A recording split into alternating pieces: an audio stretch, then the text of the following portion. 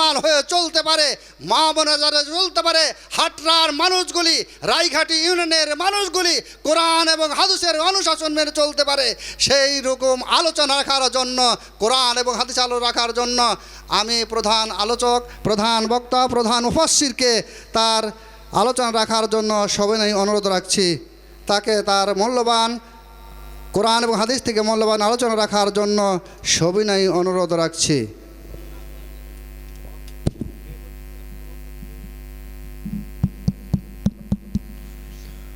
আসসালামু আলাইকুম ওয়া রাহমাতুল্লাহি ওয়া বারাকাতুহু। সম্মানিত রাজশাহীবাসী, আপনারা কেমন আছেন? ঘুমন্ত না জাগ্রত? সালামের জাপ দেখে তো মনে হচ্ছে ঘুমায় পড়ছেন আপনারা। অবশ্য ঘুম ধরারই কটা, রাত 11টা বেজে গেছে নাকি? অল্প কিছু সময় কথা আপনাদের মধ্যে বলবো। যে কয়জন মানুষ আছেন একটু জমে জমে সামনের দিকে আসেন তো দেখি। আর আপনাদেরকে অনেক দূরে রাখছে, তো পিছন দিক থেকে একটা কাগজ তুলে নিয়ে এসে সামনে পেরে দেন। এই ভলেন্টিয়ার ভাই কারা আছেন, একদম পিছন দিক থেকে একটা কাপড় নিয়ে এসে সামনে দেন, যেন লোকজন একটু আগে আসতে পারে। জি, সামনের দিকে জমে জমে চলে আসেন। আমি সুন্নতি তরিকায় সালাম দেওয়ার চেষ্টা করি, আপনারা জবাব দেওয়ার চেষ্টা করুন। আসসালামু আলাইকুম ওয়া রাহমাতুল্লাহি ওয়া বারাকাতুহু। আলহামদুলিল্লাহ আলহামদুলিল্লাহি ওয়া কাফা ওয়া সালামুন আলা ইবাদিহিল্লাযীনা ইসতাফা। আম্মা বা'দ, ওয়া নাউযু বিল্লাহি মিন শুরুরি আনফুসিনা ওয়া মিন সাইয়্যাতি আ'মালিনা। من يهده الله فلا مضل له ومن يضلله فلا هادي له ونشهد أن لا إله إلا الله وحده لا شريك له ونشهد أن محمدا عبده ورسوله. فقد قال الله تعالى في كلامه المجيد وفي فرقانه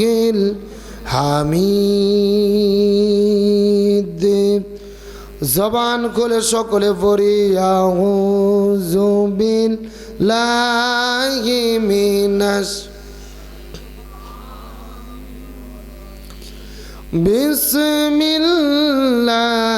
বিসমিল্লাহির রহমানির রহিম। ইন্নাল্লাহা ওয়া মালাইকাতাহু ইউসাল্লুনা আলান নাবিয়্যি ইয়া أيها الذين آمنوا صلوا عليه وسلموا تسليما.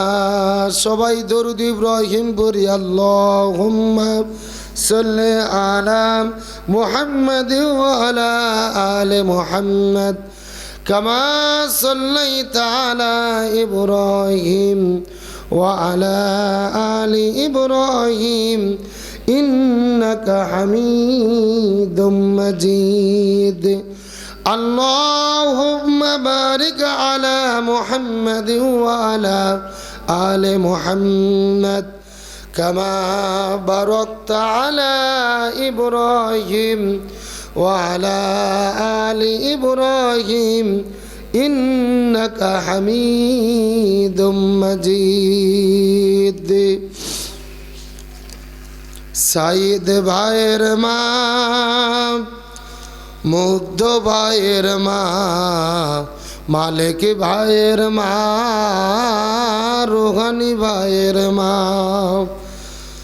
তোমরা বড়ই ভাগ্যবতী, আনলে ধরাই দিনের জ্যোতি। সালাম জানাই তোমায় ফেরেশতা, সালাম জানাই তোমায় ফেরেশতা সাইয়েদ ভাইয়ের মা মুগ্ধ ভাইয়ের মা মালিক ভাইয়ের মা নিজামি ভাইয়ের মা তোমরা বড়ই ভাগ্যবতী আনলে ধরাই দিনের জ্যোতি সালাম জানাই তোমায় ফেরেশতা মা সালাম জানাই তোমায় ফেরেশতা। আলহামদুলিল্লাহ, পৃথিবীর মানচিত্রে প্রায় 2 শতাধিক স্বাধীন দেশের মধ্যে মুসলিম সংখ্যা গরিষ্ঠ দ্বিতীয় বৃহত্তম বাংলাদেশের ঐতিহ্যবাহী রাজশাহী জেলার অন্তর্গত মোহনপুর থানায় হাটরা ইসলামিক কল্যাণ ফাউন্ডেশনের উদ্যোগে আয়োজিত দ্বিতীয় বার্ষিক ঐতিহাসিক তাফসিরুল কোরআন মাহফিল। আজকের মাহফিলের সম্মানিত সুযোগ্য সভাপতি মহান আল্লাহ তাআলা যাকে সম্মানিত সভাপতির আসনে কবুল করেছেন, সাকোয়া বাকশৈল কামিল মাদ্রাসার সম্মানিত ভাইস প্রিন্সিপাল বিশিষ্ট আলেমে দ্বীন আলহাজ মাওলানা মোহাম্মদ আবুল কালাম আজাদ সাহেব, আমরা সম্মানিত সভাপতির জন্য দোয়া করি আল্লাহ তাআলা তাকে হায়াতি তাইয়্যিবা সিয়াদি কুল্লিয়া দান করুক, সকলে পড়ি আমিন। আজকের মাহফিলের সম্মানিত সহসভাপতি বাংলাদেশ জামাত ইসলামী মোহনপুর থানা শাখার সম্মানিত সুযোগ্য নায়েবে আমির জনাব মাওলানা মোহাম্মদ হাসান আলী সাহেব, ইন্দ্রপুর দাখিল মাদ্রাসার সম্মানিত সুযোগ্য সুপার জনাব মাওলানা মোহাম্মদ মুজিবুর রহমান, হাটরা হাফিজিয়া মাদ্রাসার সম্মানিত সুযোগ্য শিক্ষক হাফেজ মাওলানা মোহাম্মদ নুরুজ্জামান, আল্লাহ তাআলা 3 জন সহসভাপতিকেই দিনের জন্য ইসলামের জন্য কবুল করুক, সকলে পড়ি আমিন। আজকের মাহফিলের সম্মানিত প্রধান অতিথি বাংলাদেশ জামাত ইসলামী রাজশাহী জেলা শাখার সম্মানিত সুযোগ্য সেক্রেটারি, এলাকার সর্বজন শ্রদ্ধাভাজন ব্যক্তিত্ব, ইসলামী আন্দোলনের অত্যন্ত প্রহরী কান্ডারি জননেতা জনাব মোহাম্মদ গোলাম মর্তুজা সাহেব। প্রধান অতিথির জন্য দোয়া করি আল্লাহ তাআলা প্রিয় ভাইকে হযরত ওমর ফারুকের যোগ্য উত্তরসূরি হিসেবে, এলাকার যোগ্য খাদেম হিসেবে কবুল করুক, সকলে পড়ি আমিন। বিশেষ অতিথি, আমন্ত্রিত অতিথি, আমন্ত্রিত ওলামায়ে কেরাম, বিশেষ করে আমি আসার পূর্ব মুহূর্ত পর্যন্ত প্রধান আলোচক হিসেবে অত্যন্ত গুরুত্বপূর্ণ আলোচনা করেছেন বাংলাদেশ মাজলিসুল মুফাসসিরিন রাজশাহীর বিভাগের সম্মানিত সুযোগ্য সভাপতি, এলাকার সর্বজন শ্রদ্ধাভাজন ব্যক্তিত্ব আলহাজ মাওলানা FM ইসমাইল আলম আল হাসানি। প্রিয় বড় ভাইয়ের জন্য দোয়া করি আল্লাহ তাআলা ভাইয়ের কণ্ঠকে কোরআনের ময়দানে বিশ্বময় কবুল করুক, সকলে পড়ি আমিন। আলোচনা রেখে ধন্য করেছেন দ্বিতীয় আলোচক হিসেবে বাংলাদেশ জামায়াত ইসলামী মোহনপুর থানা থাকার সম্মানিত সুযোগ্য আমির মাওলানা GM আব্দুল আউয়াল। আলোচনা রেখে ধন্য করেছেন আমার প্রিয় ভাই মাওলানা মোহাম্মদ আমজাদ হোসেন। আমরা সমস্ত আলোচকদের জন্য দোয়া করি আল্লাহ তাআলা সকলের কণ্ঠকে কোরআনের ময়দানে পরিপূর্ণভাবে কবুল করুক, সকলে পড়ি আমিন। আজকের প্রোগ্রামের বিশেষ অতিথি, আমন্ত্রিত অতিথি আমার সামনে উপস্থিত দিনদার পরেশগার ইমানদার মুত্তাকি ভাইরা, পর্দার অন্তরালে অবস্থানরত মা এবং বোনেরা, সকলের পুঁজি স্নেহ মোতাবেক শুভেচ্ছা জ্ঞাপন করে দীর্ঘ 1 বছর পরে স্বাধীন দেশে বাক স্বাধীনতা ফিরে পাওয়ার পরে আপনাদের কাছে জিজ্ঞেস করতে চাচ্ছি, রাজশাহীবাসী আপনারা সকলে কেমন আছেন? আলহামদুলিল্লাহি রাব্বিল। যে আল্লাহ তাআলা দয়া করে, মায়া করে, মহাব্বত করে আরামের ঘুম থেকে পৃথক করে কোরআনের মহব্বতে জান্নাতের বাগানে আসার এবং বসার মতো তৌফিক দান করলেন, সে আল্লাহর প্রতি আপনারা খুশি না বেজার? কম না বেশি? যদি হয়ে থাকেন খুশি, মুখে নিয়ে হাসি উঁচু করে কাল্লা চিৎকার করে পড়তেছে আলহামদুলিল্লাহ। আরো জোরে বলি আলহামদুলিল্লাহ। রব্বানা লাকাল হামদ হামদান কাসীরান তয়্যিবান মুবারাকান ফীহি। চিৎকার করে বলি আল্লাহু আকবার। আরো জোরে বলি আল্লাহু আকবার। এ রাজশাহীর তৌহিদি জনতা, আল্লাহু আকবার বলতে কি কোনো ভয় আছে? কোনো টেনশন আছে? এই বাংলাদেশে আল্লাহু আকবার বলতেও ভয় ছিল, নারায়ে তাকবীর আল্লাহু আকবার স্লোগান দিতেও ভয় ছিল, যতদিন পর্যন্ত স্বৈরাচার হাসিনা বাংলাদেশে ছিল। আরো জোরে বলেন। এই রকম মাহফিলে হাজার হাজার মানুষের দরকার নেই। 10 জন মানুষ যদি আপনাদের মোহনপুর থানার সামনে গিয়ে নারাই তাকবীর আল্লাহ আকবার স্লোগান দিতেন, কিছুক্ষণ পরে পুলিশ এসে গোলাগুলি শুরু করত। আর এইরকম মাহফিল যদি করতে চাইতেন, ডিসি অফিস, এসপি অফিস, এলাকার থানা আর ছুটকে ফাটকে তেলতেলা গোয়েন্দার নেতার বাড়ি ঘুরতে ঘুরতে অন্তত 6 জোড়া করে স্যান্ডেল ক্ষয় হতো।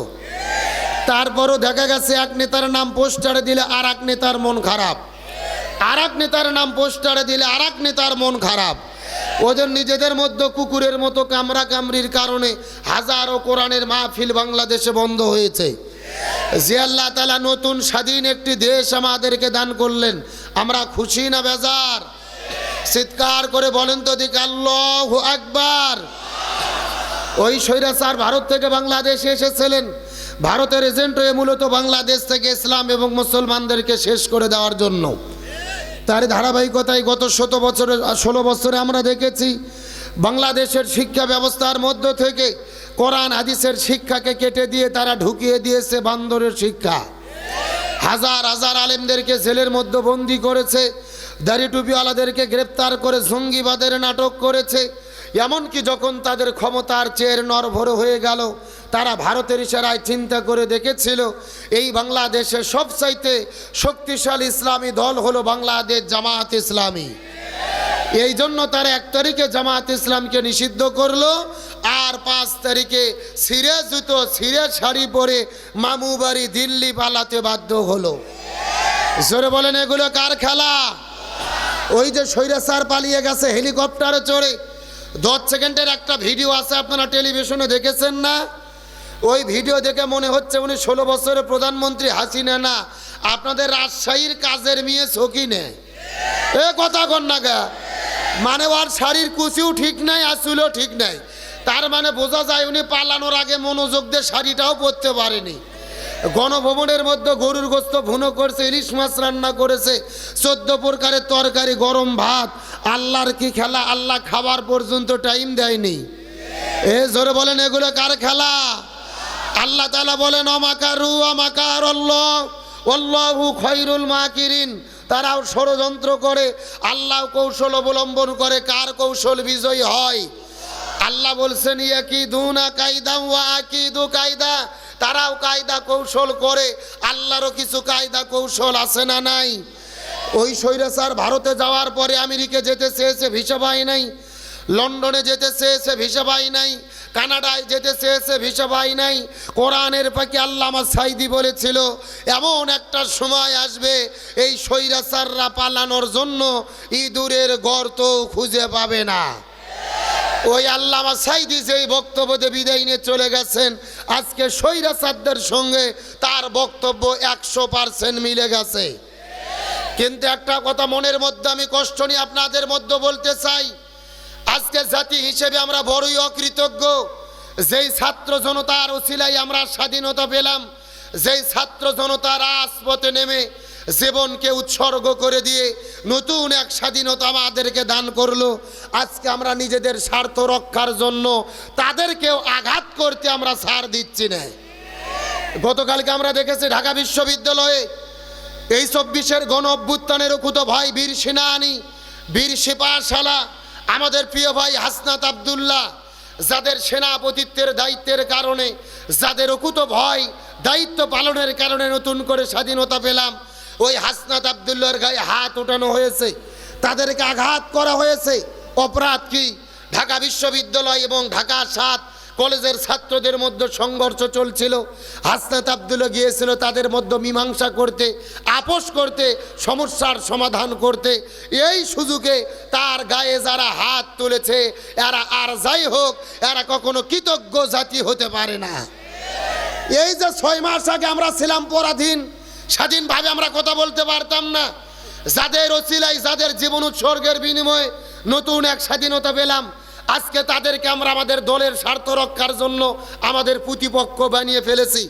হাসনাত আব্দুল্লাহকে যারা আঘাত করেছেন তার ওখানে যাওয়ার কোনো প্রয়োজন ছিল না। কেন গিয়েছেন? জাতির ক্রান্তি লগ্নে মীমাংসা করতে গেছেন। সে আজকে তার ভাষায় ঘুম পাড়তে পারতো, কিন্তু তাকে গিয়ে তিনি জানতো তাকে আঘাত করতে পারে, তার উপরে আঘাত আসতে পারে, তার জীবনও যেতে পারে, কিন্তু সমস্যার সমাধান তিনি করতে গেছেন। তিনি প্রমাণ করেছেন তিনি জাতির শ্রেষ্ঠ বীর সিপাহ সালাহ। আর আমরা কি করেছি? আমাদের নিজের স্বার্থ রক্ষার জন্য তাদের প্রতিপক্ষ বানিয়ে ফেলেছি। আজকে গভীর মনোযোগ ভালো করে বোঝেন।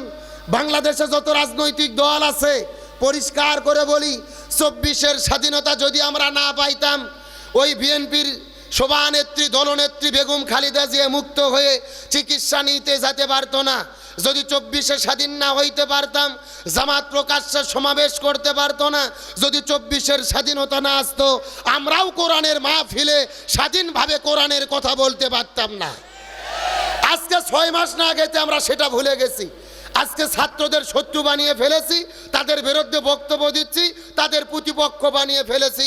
পরিষ্কার করে বলি, বাংলাদেশের মানুষ সচেতন হয়েছে, ছাত্রদের ওসিলায় স্বাধীনতা পেয়েছি। এদের বিরুদ্ধে যারা দাঁড়াবে তাদেরকেই জাতি প্রতিহত করবে। আজকে বাংলাদেশের স্বৈরাচার পালিয়ে যাওয়ার পরে ষড়যন্ত্র কি বন্ধ হয়েছে?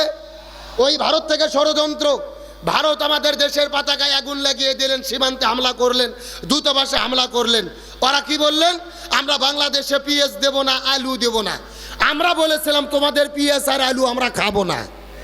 15 দিন ওদের পিএস আর আলু আমরা টাকা দেখে নিনি। এখন ভারতে পিএস হলো 1.5 টাকা কেজি, আলু হলো 2 টাকা কেজি। পিএস আর আলু কেনার মানুষ নাই, পৌঁছে যাচ্ছে। আলু পিএস রাস্তার মধ্যে ফেলে দিয়ে ভারতের কৃষকেরা নরেন্দ্র মোদীর বিরুদ্ধে আন্দোলন করতেছে। আল্লাহ আকবার বলেন। আসলে একটা কথা আছে, অন্যের জন্য গর্ত খুললে ওই গর্তে নিজেকেই, মানে ভারত আমাদেরকে বিপদে ফেলাতে গিয়ে ওরা নিজেরাই বিপদের মধ্যে পড়ছে। এ জোরে বলেন, এগুলো কাদের ফয়সালা? আর ডক্টর মোহাম্মদ ইউনূস হলো ঠান্ডা মাথার পাকা খেলোয়াড়। এ কথা কয় কম, কিন্তু কাজ করে বেশি। যখন বাংলাদেশের পতাকায় আগুন দিয়েছে, আমার দেশের বিরুদ্ধে ষড়যন্ত্র হয়েছে, ডক্টর ইউনূস বাংলাদেশের সব রাজনৈতিক দলকে এক মঞ্চে ডেকেছে। ডান পাশে বিএনপি, বাম পাশে জামাত, চরমোনাই হেফাজত, সব রাজনৈতিক দল জাতীয় ঐক্য করে ঘোষণা করেছে প্রত্যেকটা দল তাদের রাজনৈতিক স্বার্থে কাজ করবে, তবে দেশের জন্য আমরা সবাই এক দল। আমরা যখন জাতীয় ঐক্য গঠন করেছি, নরেন্দ্র মোদী তখন 6 জগ পানি পান করছে। আর আজকে ঠেলাত পরে তিনি ডক্টর মোহাম্মদ ইউনূসকে শুভেচ্ছা বার্তা জানিয়েছে। আল্লাহ আকবার কন। আমাদের এলাকায় একটা কথা আছে, ঠেলার নাম আর বিড়াল কখন গাছত চড়ে। গাছত চড়ার কোনো সময় লাগে না, কোনো মাস লাগে না, ঠেলাত পড়লে এমনি গাছত চড়ে। কিন্তু আজকের এই প্রোগ্রাম থেকে শুরুতে আমরা পরিষ্কার করে বলে দেই, এই বাংলার জমিনে 17 ছাত্র জনতা জীবন দিয়ে নতুন স্বাধীনতা এনেছে। আমাদের প্রিয় ভাই আবু সাইদ বন্দুকের গুলির কাছে বুক পাতিয়ে দিয়ে চিৎকার করে বলেছিল, আমার মনে দারুণ ঝড়, বুক পেতেছি গুলি কর। একে একে 4টে গুলি খেয়ে তাকে শহীদ করে দিয়েছেন। 1800 ছাত্র জনতা রাজপথে নেমেছে। ওই স্বৈরাচাররা দেশ ছেড়ে পালাতে বাধ্য হয়েছে। আবার প্রয়োজনে বাংলাদেশের 18 কোটি জনগণ হাতে হাত রেখে মাথায় কাপনের কাপড় বেঁধে রাজপথে নামবো। তারপরে আমার দেশের স্বাধীনতা, সার্বভৌমত্ব 1 ইঞ্চি মাটি নিয়ে ওই ভারতের দাদাবাবুদেরকে আমরা সিনিমিনি খেলতে দেব না, দেব না, দেব না। কারা কারা যে 2টি হাত আল্লাহকে তুলে দেখান।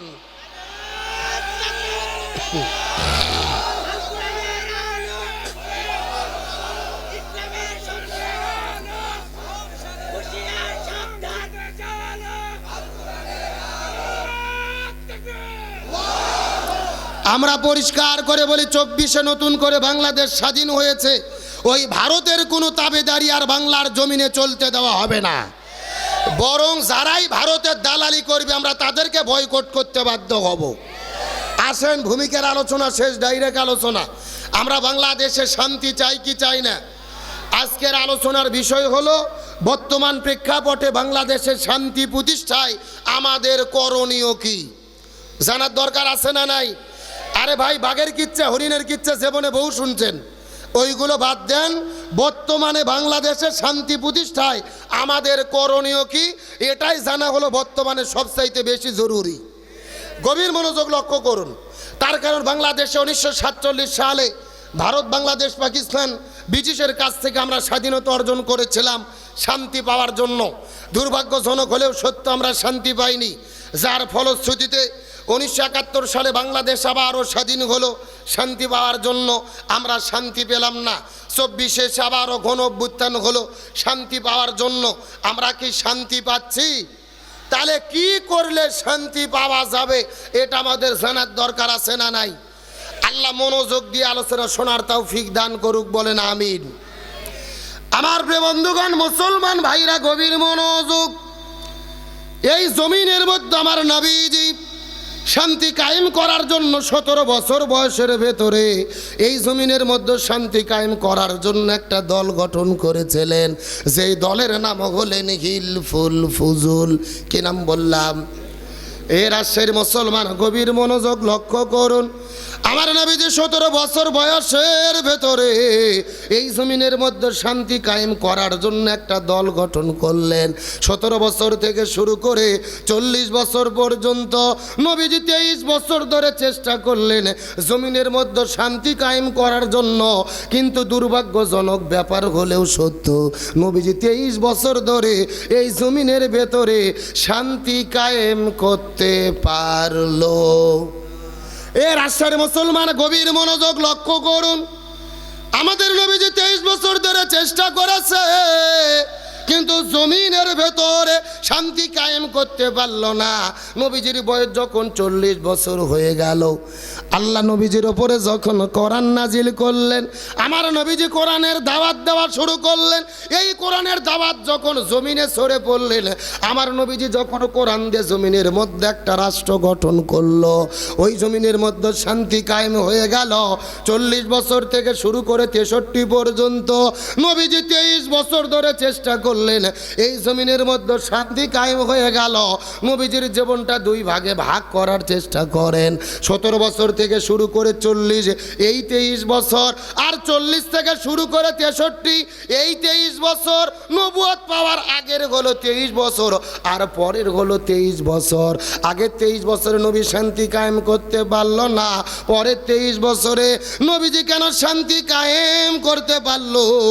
এর পেছনে কারণ হলো আগের 23 বছরের ভেতরে নবীজির কাছে দল ছিল, কিন্তু নবীজির দলের ভেতরে আল্লাহর কোরআনের সংবিধান ছিল না। কথা কি ক্লিয়ার না ভেজাল আছে? গভীর মনোযোগ ভালো করে বোঝেন। আপনার আমার মতো 2 জায়গার ছুটকে ফাটকে হুজুর না, এলাকার তেল তেলা গোয়েন্দার নেতা নয়। স্বয়ং আমার নবী 23 বছর ধরে চেষ্টা করেছে এই জমিনে শান্তি কায়েম করতে, সেও শান্তি কায়েম করতে পারেনি। তার কারণ নবীজির কাছে আগের 23 বছরে দল ছিল, কিন্তু দলের সংবিধান আল্লাহর কোরআন ছিল না। এখান থেকে বোঝা যায় এই বাংলার জমিনে বর্তমান প্রেক্ষাপটে যেই দলগুলো শান্তি কায়েম করতে চায়, ওই দলের দ্বারা শান্তি কায়েম করা সম্ভব নয়, যেই দল আল্লাহর কোরআনের সংবিধান দিয়ে পরিচালিত হয় না। কথা কি ভেজাল আছে? একেবারে গভীর মনোযোগ। যেই দল নিজেরাই কোরআন দিয়ে চলে না, ওরা শান্তি আনবে কেমনে?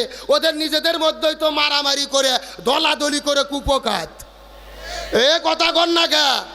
আজকে আমরা কোরআনের হক কথা বলি, এই জমিনে কোরআন প্রতিষ্ঠার আন্দোলন করি, কোরআনের সমাজ গঠনের কথা বলি। এই জন্য অনেকে আমাদেরকে বলে মৌলবাদী, আমাদেরকে বলে ধর্ম ব্যবসায়ী।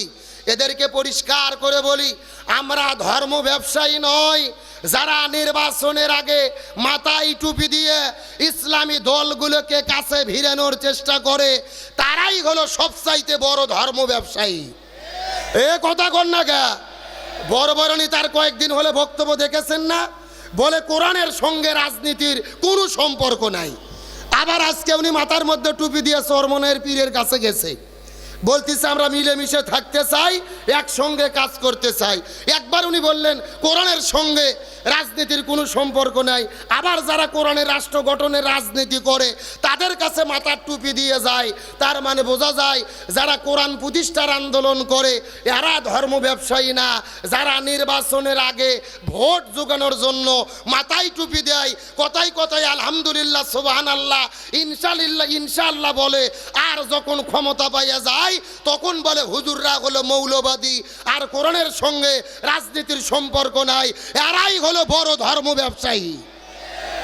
এ বলেছে আমরা শরঈ আইনে বিশ্বাস করি না, কোরআন হাদিসের আইনে বিশ্বাস করি না। তো আমার কথা, শরঈ আইনে যদি আপনারা বিশ্বাস না করেন, কোরআনে যদি রাজনীতি না থাকে, তে যারা কোরআন প্রতিষ্ঠার রাজনীতি করে আবার তাদেরকে কেন কাছে টানার চেষ্টা করেন?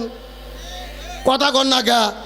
তাহলে বলেন তো দেখি, হুজুররা কি ধর্ম ব্যবসা করে নাকি ওরাই ধর্ম ব্যবসা করে? ওই যে সালমান এফ রহমান ছিল না, দেড় হাত দাড়ি, ভোটের আগে দাড়ি, মাথার টুপি, মনে হয় জিব্রাইলের খালাতো ভাই। আবার ময়না হাসিনা পালিয়ে যাওয়ার পরে পালানের দিনে একেবারে দাড়ি কোনা কাটে কিলিং সেপ। তার মানে বোঝা যায় ভোটের আগে যারা দাড়ি রাখে, মাথার টুপি দেয়, আর বিপদত পড়লে দাড়ি কাটে, মাথার টুপি খোলে, এরাই হলো বড় ধর্ম ব্যবসায়ী। এরা কি বলেছে? কোরআনের সঙ্গে রাজনীতির কোনো সম্পর্ক নাই। এখন বলেন তো, কোরআনে রাজনীতি আছে না নাই? আরো জোরে বলেন। আল্লাহর কোরআন বলছেন লিকুল্লি তিবিয়ানান, এটা এমন একটা কিতাব যেই কিতাবের ভেতরে রান্নাঘর থেকে শুরু করে সংসদ ভবন পর্যন্ত যা কিছু লাগবে আমি সব কিছু কোরআনের মধ্যে দিয়েছি। সুবহানাল্লাহ বলেন। আল্লাহর কোরআন বলেছেন ইন্না আনজালনা ইলাইকাল কিতাবা বিল হাক্কি লিতাহকুমা বাইনান নাস। হে রাসূল, আমি আপনার প্রতি যে কোরআন নাজিল করেছি, এই কোরআন দিয়ে আপনি সব সমস্যার সমাধান করেন। সুতরাং আমি মনে করি যারা বলে কোরআনের সঙ্গে রাজনীতির সম্পর্ক নাই, আমি মনে করি তাদেরই কোরআনের সাথে সম্পর্ক নাই। তাদের সাথে যদি কোরআনের সম্পর্ক থাকতো এমন বক্তব্য দিতে পারতো। আমরা পরিষ্কার করে বলি, যারা বলে কোরআনের সঙ্গে রাজনীতির সম্পর্ক নাই, এদের ঈমান নষ্ট হয়ে গেছে, এদের তওবা করে আবারও কালেমা পড়ে মুসলমান হতে হবে। পরিষ্কার করে বলি, গভীর মনোযোগ লক্ষ্য করুন। আপনি যদি মুসলমান হন, নামাজ রোজা হজ যাকাত যেমন ফরজ, একই রকমভাবে এই জমিনে দিন কায়েমের আন্দোলন করা তেমনি রূপে ফরজ। আল্লাহর কোরআন বলেছেন ওয়াতাসিমু বিহাবলিল্লাহি জামিয়াও ওয়ালা তাফাররাকু, তোমরা যদি মুসলমান হও এই জমিনে দিন কায়েমের আন্দোলনের জন্য একতাবদ্ধভাবে আল্লাহর রশিকে ঐক্যবদ্ধভাবে আঁকড়ে ধরো। আল্লাহর কোরআন বলেছেন ওয়ালতাকুম মিনকুম উম্মাতুন ইয়াদউনা ইলাল খায়র ইয়ামুরুনা বিল মারুফ ওয়া ইয়ানহাউনা আনিল মুনকার, তোমাদের মধ্যে অবশ্যই একটা দল থাকবে যারা ভালো কাজের আদেশ করবে, অন্যায় কাজে বাধা দেবে।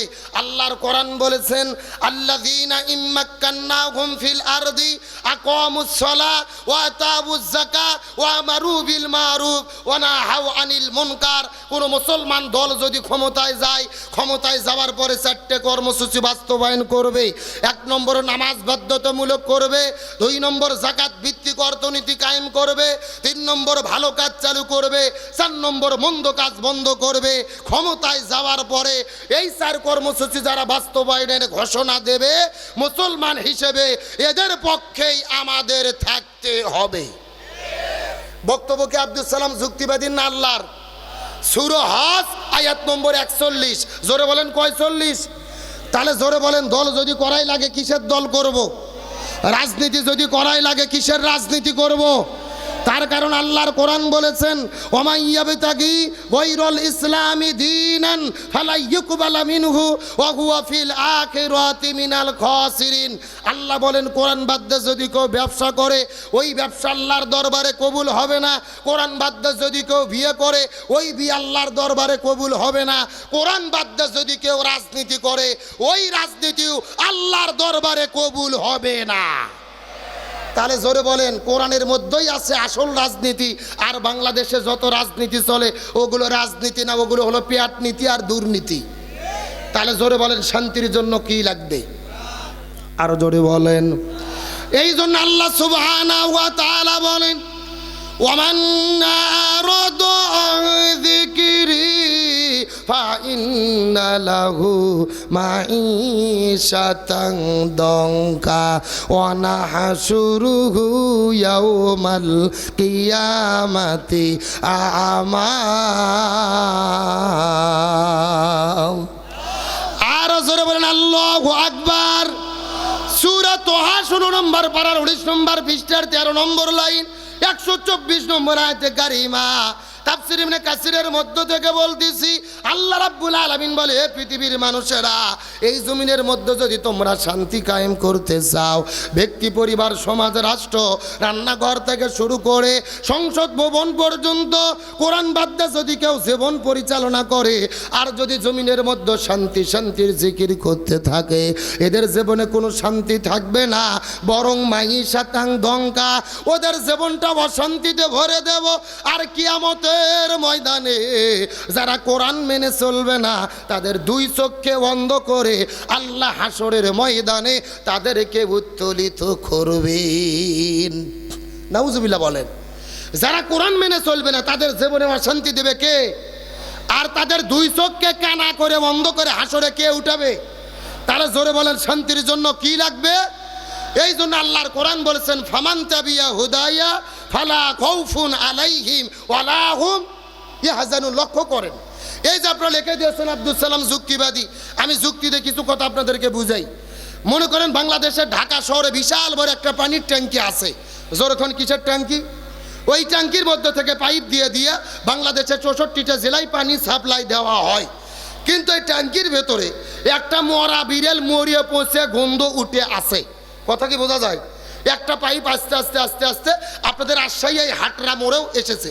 এখন বলেন তো, পাইপ দিয়ে যেই পানি বের হচ্ছে ওই পানি ভালো না গন্ধ? আর একটু জোরে বলেন। ওই গন্ধালা পানি বের হওয়ার পরে রাজশাহী জেলাতে যত বড় বড় হুজুর আছে, মুফতি, মুহাদ্দিস, ইমাম, মুয়াজ্জিন, ফকি, সব আলেমদেরকে ডেকে বলা হয়েছে, এই হুজুরের গোষ্ঠীরা, এই যে গন্ধালা পানি বের হচ্ছে তোমরা ফু দিয়ে দিয়ে পরিষ্কার করো। হবে? আচ্ছা বলেন তো, রাজশাহী জেলার হুজুর তো দূরের কথা, কাবা শরীফের ইমামও যদি এসে পানি ফু দেয় পানি পরিষ্কার হবে? আচ্ছা বলেন তো, পানি পরিষ্কার করতে গেলে কি পরিষ্কার করা লাগবে? ওই ঢাকা শহরের ট্যাঙ্কি পরিষ্কার করা লাগবে। এটা কি বুঝতে পেরেছেন? এবার আসল ওয়াজ শোনেন, আসল ওয়াজ। এই বাংলাদেশেও শান্তি প্রতিষ্ঠার একটা ট্যাঙ্কি আছে যার নাম হলো সংসদ ভবন। আরো জোরে বলেন। আর ওই সংসদের ভেতর থেকে বাবার আইন, দাদার আইন, চাচার আইন, খালুর আইন, ফুপুর আইন, স্বামীর আইন, স্ত্রীর আইন, কার্ল মার্ক্সের আইন, লেনিনের আইন, পুতিনের আইন, ধর্মনিরপেক্ষতাবাদ, জাতীয়তাবাদ, সক্রেটিসের আইন, প্লেটোর আইন, ধর্মনিরপেক্ষতাবাদ, জাতীয়তাবাদ, সোশ্যালিজম, ক্যাপিটালিজম, ভারতের আইন, ব্রিটিশের আইন, মানব রচিত তন্ত্র মন্ত্রকে জুতো এবং ঝাঁটাপিটা করে যতদিন পর্যন্ত কোরআন সংসদের মধ্যে ঢুকাইয়া কোরআন দিয়ে বাংলাদেশ পরিচালিত না হবে ততদিন পর্যন্ত এই জমিনের ভেতরে শান্তি আসতে পারে না, পারে না, পারে না। সুতরাং বাংলাদেশে শান্তি কায়েমের জন্য এই কোরআন দিয়ে বাংলাদেশ পরিচালিত হোক, এটাকে আপনারা চান? কারা কারা চান? দুটি হাত আল্লাহকে তুলে দেখান।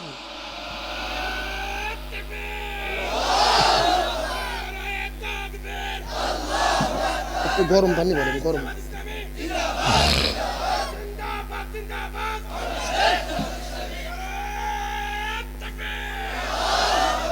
আল্লাহ কবুল করুক, বলেন আমিন। আরো জোরে বলেন আমিন। একেবারে সোজা কথা, জমিন যার আইন চলবে তার। আল্লাহর জমিনে আল্লাহর আইন কায়েম করা ছাড়া শান্তি আসতে পারে? তাহলে জোরে বলেন, শান্তির জন্য কি লাগবে? তবে একটা কথা আমি আপনাদের মধ্যে পরিষ্কার করে বলি, অন্তত আগামী নির্বাচন আসার আগ পর্যন্ত বাংলাদেশের 18 কোটি জনগণ আমাদের একতাবদ্ধ থাকতে হবে। তার কারণ আমরা যদি এক না থাকি, ওই স্বৈরাচাররা বলতেছে আমরা ভারতের সীমান্তের কাছে আছি, যে কোনো সময় চট করে ঢুকে পড়তে পারি। কথা কন না গা? আমরা বলতেছি ম্যাডাম আসেন, আপনি চট করে ঢুকবেন আর আমরা আপনাকে ফট করে আয়না ঘরে ঢুকে দেবো। এ জোরে বলেন কোন ঘরে? আচ্ছা ওরা বাংলাদেশে ঢুকবে, আমরা কি ফিডার খাবো, আঙুল চুষবো? জোরে বলেন কোথায় ঢুকে দেবো? বুবু আইবা তুমি আইবা গো, এইবার আইসা বুবু ক্ষমতা পাইবা না। আর একটু জোরে বলেন, বুবু আইবা তুমি আইবা গো, এইবার আইসা বুবু ক্ষমতা পাইবা না। খোঁজ নেই বুবু কাদের কাকার, অবস্থা খারাপ দরবেশ বাবার, হাউন আঙ্কেল এখন সামনে আসে না। নেতা কর্মী সব জেলের ভেতর, বুবু আস আছে ডরের উপর, কখন জানি আসে গ্রেফতারি পরোয়ানা। বুবু আইবা তুমি আইবা গো, এইবার আইসা বুবু সিয়ার পাইবা না। কথা বলেন ঠিক কিনা? আল্লাহর কোরআন বলেছে কুতিবা আলাইকুমুল কিসাস, জীবনের পরিবর্তে জীবন, হাতের পরিবর্তে হাত, পায়ের পরিবর্তে পা, চোখের পরিবর্তে চোখ। এই আয়াতের ডিজিটাল ব্যাখ্যা হলো আয়না ঘরের পরিবর্তে আয়না ঘর। তার কারণ বলেন তো, আয়না ঘরকে আমরা তৈরি করেছি না ওরাই করেছে? আমাদের প্রিয় ভাই ব্রিগেডিয়ার আমান আজমি, ব্যারিস্টার আরমানকে 13 বছর ধরে আয়না ঘরে বন্দি করে রেখেছে। সূর্যের আলো দেখতে দেয়নি, বাইরের বাতাস দেখতে দেয়নি। এমনকি আজান যখন হতো বক্সে জোর করে জোরে জোরে গান বাজাই আজান পর্যন্ত শুনতে দিত না। সুতরাং ডক্টর ইউনূস সরকারকে বলবো, এই স্বৈরাচারের যত দোসর এমপি মন্ত্রী আছে এদের জেলে রেখে জামাই আদর করলে হবে না, এদের প্রত্যেককে আয়না ঘরে বন্দি করে রাখতে হবে। আলোচনা কি চলবে? শেষ পর্যন্ত থাকবেন তো ইনশাল্লাহ? দেখি থাকবেন না কারা কারা, একটু হাত তোলেন। হ্যাঁ, ওই হলো হুজুগে বাঙালি, যাই বলে আইরে তারই সাথে যাই রে, বোঝা শোনা নাই রে, এরকম হলে হবে না। সত্য সত্য শেষ পর্যন্ত থেকে আখিরি মোনাজাত করে কারা কারা যেতে চান টান টান করে দুটো হাত আল্লাহকে তুলে দেখান। লিল্লাহে তাকবীর।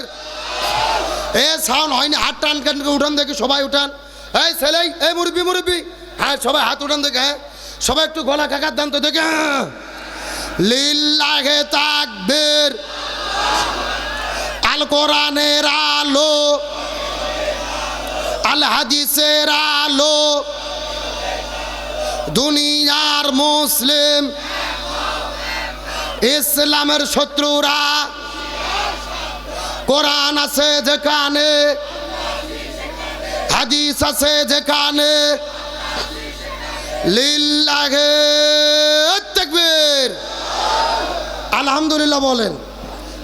আপনারা সবাই কিন্তু হাত তুলে মাথা করলেন, শেষ পর্যন্ত থাকবেন। এখন না থাকে যদি উঠে চলে যান, ওটা ভঙ্গ করা কিসের লক্ষণ? আর একটু জোরে বলেন। আপনারা কি মুনাফিক হতে চান? মুনাফিক হতে চান কি চান না, এটা মোনাজাতের আগে বোঝা যাবে। জোরে বলেন, কিসের আগে? মোনাজাতের আগ পর্যন্ত লক্ষ্য করে দেখেন কারা কারা উঠে উঠে চলে যায়।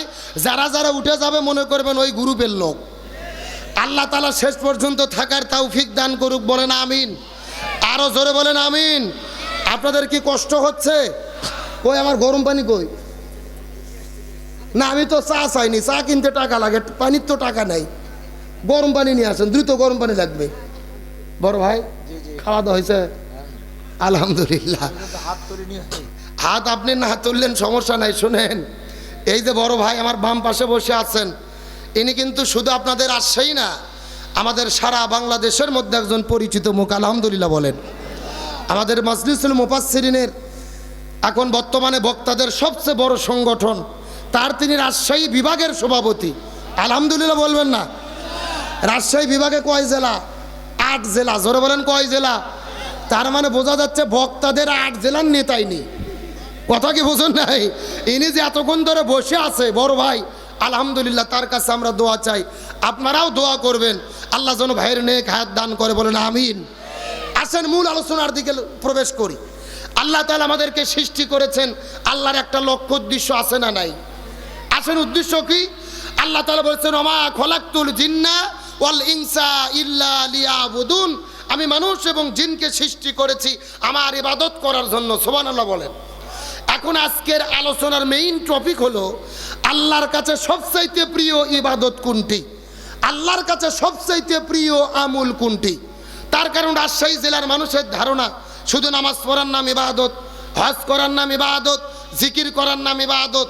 গভীর মনোযোগ, নামাজ রোজা হজ যাকাত অবশ্যই ইবাদত, তবে আল্লাহর কাছে সবচাইতে প্রিয় ইবাদত হলো এই জমিনের ভেতরে কোরআন বিজয়ের আন্দোলন করা, ইকামতে দিনের কাজ করা, এই জমিনের ভেতরে কোরআন প্রতিষ্ঠার আন্দোলন করা। এখন আপনাদের মনের মধ্যে প্রশ্ন জাগতে পারে, হুজুর সারা জীবন আমরা শুনলাম নামাজ রোজা হজ জাকাত এগুলো হলো আসল ইবাদত, আর আপনি বলতেছেন কোরআন বিজয়ের আন্দোলন করা এটা হলো আল্লাহর কাছে সবচাইতে প্রিয়, কারণ কি? গভীর মনোযোগ লক্ষ্য করুন। আমার যুক্তিগুলো ভালো করে মাথার মধ্যে ঢুকান। আচ্ছা বলেন তো, এই বাংলাদেশে তাবলিগ নামে একটা দল আছে না নাই? মসজিদে মসজিদে যাই, মানুষদেরকে দিনের পথে ডাকে, ইসলামের পথে ডাকে, নামাজ পড়েন, বহুত ফায়দা, বহুত নেকি। আচ্ছা বলেন তো, তাবলিগের কি কোনো বিপদ বাংলাদেশে আছে? নাই। আচ্ছা বলেন তো, বাংলাদেশে জিকির বাটি আছে না নাই? কথা কয় না বাঙালি। আরে ভাই, বাংলাদেশে যত জিকির চলে, এত জিকির পৃথিবীর কোনো দেশত চলে না। যেই রকম পীর ওই রকম তরিকা, ওই রকম জিকির আছে না নাই? আমি কি দু একটা বলবো? আল্লাহর ওলি খাজা বাবা, বিশ্বের ওলি খাজা বাবা, ফরিদপুরের কেবলা জাগান, তোমার জন্য কান্দে বাবা, লক্ষ জাকের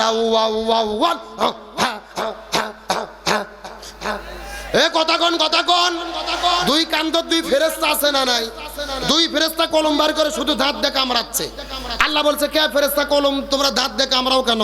ফেরেশতারা বলতেছে, আল্লাহ আমরা তো বুঝবার পারিনি, লিখবো কি? কে রে কথা কন না গা? কে রে কোরআন হাদিসের মধ্যে হোকামুখি কোথাকুতি কোনো জিকির আছে? তার কারণ জিকির হলো ফরজ ইবাদত। জোরে বলেন, কি ইবাদত? আল্লাহ বলছেন, ফাযকুরুনি আযকুরুকুম, তোমরা আমার জিকির করো, আমিও তোমাদের জিকির।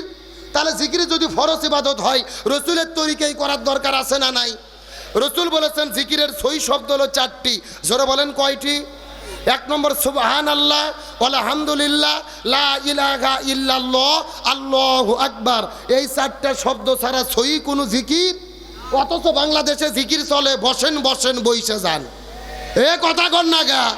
এ যুবকেরা, তাহিরিকে চেনো না? তাহিরি এখন তার তাইরির জিকির চলতেছে না, তাইরির বন্ধুর জিকির চলতেছে, হেমতেই আল্লাহ, হেমতেই আল্লাহ। যুবকেরা কথা কয় না, বলে মুর্শিদ আমার হুজুরি সাকি মহিমা জানে, গলার মালা বানাইয়া ধীরে ধীরে টানাইয়া, হেমতেই আল্লাহ, হেমতেই আল্লাহ। আমার তো মনে বলে জুতো বের করে এদের চাপা পিটাইয়া সোজা করে দেওয়া দরকার। এ কথা কর না কে? কারে হেমতি আল্লাহর ও আল্লাহ, এগুলো জিকির না ফাজলামি? যেরকম জিকির না ফাজলামি? আজকে এরা জিকিরের নাম দিয়ে দিয়ে যা করে, এদের এই সমস্ত তামাশা দেখে হিন্দু বৌদ্ধ খ্রিস্টানরা পর্যন্ত আমাদেরকে হাসি ঠাট্টা তামাশা করে। গত কয়েকদিন আগে দেখলাম একটা মাহফিলের মধ্যে কিছু শ্রোতা এইরকম বাঁশ ধরে ঝুলতে ঝুলতে মাথা তো উপর ওঠার পরে বাদুরের মতো ঝুলতিছে আর জিকির করতেছে। আচ্ছা জোরে বলেন তো, এগুলো কি জিকির না ফাজলামি? এদের এইরকম বাদুরের মতো ঝোলাঝুলি দেখে হিন্দুরা পর্যন্ত হাসে যে, কে রে এরা মুসলমান ধর্মের নাম দিয়ে করতেছে কি? এদের এই সমস্ত নাচানাচি দেখে আবার কিছু বাউল শিল্পী গান বের করেছে, আমি কি বলবো নাকি? এত লাফাস কেন রে তোরা, এত লাফাস কেন, এত লাফাস কেন রে তোরা, এত লাফাস কেন, লাফায়া খোদারে পাইলে আগে পাইতো ব্যাং। বলতেছে লাভ মারে মারে যদি আল্লাহর কাছে যাওয়া যেত, তে মানুষের আগে ব্যাং আল্লাহর কাছে যেত। কথা বলেন ঠিক কিনা? আমরা পরিষ্কার করে বলি, এগুলো ভণ্ডদের সঙ্গে ইমানদার মুসলমানদের কোনো সম্পর্ক থাকতে পারে? আসেন আমার মূল আলোচনার দিকে। জিকির সম্পর্কে কথা বলা আমার উদ্দেশ্য নয়, তবে আমি আপনাদেরকে বলতে চাই, এই জিকিরের নামে যারা ভণ্ডামি করতেছে, এদের কি কোনো বিপদ বাংলাদেশে আছে? আচ্ছা বলেন তো, বাংলাদেশে নামাজ পড়লে কি কোনো বিপদ হয়? হজ করলে বিপদ হয়? যাকাত দিলে বিপদ হয়? বাংলাদেশে কোনো ইবাদত করলে বিপদ হয় না, একটা মাত্র ইবাদত করলে বিপদ হয়। আপনারা কি বলতে পারবেন সেই ইবাদতের নাম কি? গভীর মনোযোগ ভালো করে বোঝেন। এই বাংলাদেশে নামাজ পড়লে বিপদ হয় না, হজ করলে বিপদ হয় না, যাকাত দিলে বিপদ হয় না, জিকির করলে বিপদ হয় না। এই বাংলাদেশে তারাই বিপদের মধ্যে পড়ে যারা জমিনের ভেতরে কোরআন বিজয়ের আন্দোলন করে। আর এই জন্যই আল্লাহর কাছে সবচাইতে দামি আমল হলো এই জমিনের ভেতরে কোরআন বিজয়ের আন্দোলন করা। গভীর মনোযোগ। আমার নবীজি রমজান মাসে 16 দিন রোজা রেখেছে। জোরে বলেন কয়দিন? 17ই রমজান নবীজি সকালবেলা রোজা ভেঙে ফেললেন, খেজুর খাইলেন, পানি খাইলেন। সাহাবীদেরকে বললেন তোমরাও রোজা ভেঙে ফেলো। সাহাবীরা বলতেছেন, ইয়া রাসূলুল্লাহ, এটা আপনি কেমন কথা বললেন? আপনি না 3 দিন আগে ওয়াজ করলেন একটা রোজার এত দাম, ইচ্ছে করে যদি কেউ একটা রোজা ছেড়ে দেয় লাগাতার 60টে রোজা রাখতে হবে। আবার যদি একটা রোজা ছেড়ে দেয় আবার লাগাতার 60টে রোজা রাখতে হবে, আপনি কেন রোজা ছাড়তে বললেন? রসুল বলতেছে বেশি বোঝার চেষ্টা করো না। ওমা আতাকুমুর রসুল ফাখুযুহু ওমা নাহাকুম আনহু ফান্তাহু। আমি নবী যা বলি তা তোমরা করো, যা করতে নিষেধ করি তা থেকে দূরে থাকো। আবু জেহেল মদিনা আক্রমণ করেছে, আর বসে থাকা যাবে না। এখন আবু জেহেলের মোকাবেলা করতেই হবে। তার মানে বোঝা গেল রোজা রাখা ইবাদত, কিন্তু রোজার চাইতেও দামি ইবাদত হলো এই জমিনের ভেতরে কোরআন বিজয়ের আন্দোলন করা। আমার প্রিয় বন্ধুগণ, মুসলমান ভাইরা গভীর মনোযোগ। আমার নবীজির চাচা সাহাবী হানজালা রাদিয়াল্লাহু তাআলা নতুন বিবাহ করার পরে বউটাকে নিয়ে যখন তিনি নতুন বউ কিনে বাসর ঘরের মধ্যে চলে গেছেন, ওই বাসর ঘরের মধ্যে যাওয়ার পরে নবী স্ত্রীর সঙ্গে সাহাবী হানজালা বাসর ঘরে সময় পার করতেছিলেন, ফুলসজ্জার রাত পার করতেছিলেন। গভীর রজনীতে লক্ষ্য করে দেখতে পারলেন ওই মদিনার অলিগলির মধ্য থেকে কে যেন চিৎকার করে ডাকতে বলে, কুতিলা মুহাম্মদ। মুসলমানদের নবী বিদায় নিয়ে চলে গেছে, মুসলমানদের নবীকে ওদের প্রান্তরে শহীদ করে দেওয়া হয়েছে। এই কথা শোনার পরে সাহাবী হানজালা ওই বাসর ঘরের মধ্য থেকে বউটাকে বিছানার মধ্যে রাখার পরে এক দৌড়ে চলে গেলেন তিনি কূপের ভেতরে ফরজ গোসলটা সারার জন্য। যখন তিনি কূপের মধ্যে চলে গেলেন, ওই কূপের মধ্যে যাওয়ার পরে কূপ থেকে পানি তোলার পরে যখন তিনি ফরজ গোসল করা শুরু করে দেবেন, তিনি মুখের মধ্যে পানি নিয়ে শরীরে পানি ঢালবেন, এমন সময় কে যেন চিৎকার করে ডাকতে বলে, ফানান। যুদ্ধ শুরু হয়ে গেছে, মুসলমানদের নবী ওদের প্রান্তরে শহীদ হয়ে গেলেন। এই কথা শোনার পরে সাহাবী হানজালা গোসলের পানিটা ফেলে দেওয়ার পরে এক দৌড়ে তিনি বাসর ঘরের মধ্যে চলে গেলেন। ওই বাসর ঘরের মধ্যে যাবার পরে তিনি লক্ষ্য করে দেখেন একটা তরোয়াল।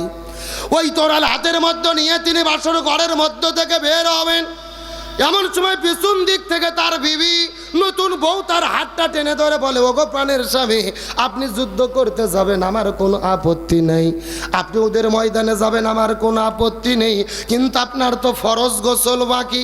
আপনি ফরজ গোসলটা বাদ দিয়ে কেমন করে যুদ্ধের ময়দানে যাবেন? আপনি গোসল করার পরে যুদ্ধের ময়দানে চলে যান। সাহাবী হানজালা ডাকতে বলে, ওগো প্রাণের বিবি, আমি যদি এই জায়গার মধ্যে গোসল করা শুরু করি আর মুসলমানদের নবী ওদের প্রান্তরে যদি শহীদ হয়ে চলে যায়, আল্লাহ যদি হাসরের ময়দান আমাকে জিজ্ঞেস করে বলে, রে হানজালা, মুসলমানদের নবী ওদের প্রান্তরে শহীদ হয়ে গেল, তুমি বাসর ঘরের মধ্যে কেমন করে সময় পার করলা বলো তো? এমন কথা যদি আল্লাহ কাছে জিজ্ঞেস করে ডাক দে বলে, বিবি রে, আমি তখন আল্লাহর কাছে কেমন করে জবাব দেব? আমার বন্ধুগণ, মুসলমান ভাইরা গভীর মনোযোগ লক্ষ্য করুন। মুসলমানদের নবী যদি বিদায় নিয়ে চলে যায় আর আল্লাহ যদি হাসরের ময়দানে আমাকে জিজ্ঞেস করে বলে, আমি তখন আল্লাহর কাছে কেমন করে জবাব দেব? এই কথা বলার পরে সাহাবী হানজালা হাতের মধ্যে তরোয়াল নেওয়ার পরে দৌড়ানো শুরু করে দিলেন তিনি উহুদের প্রান্তরে।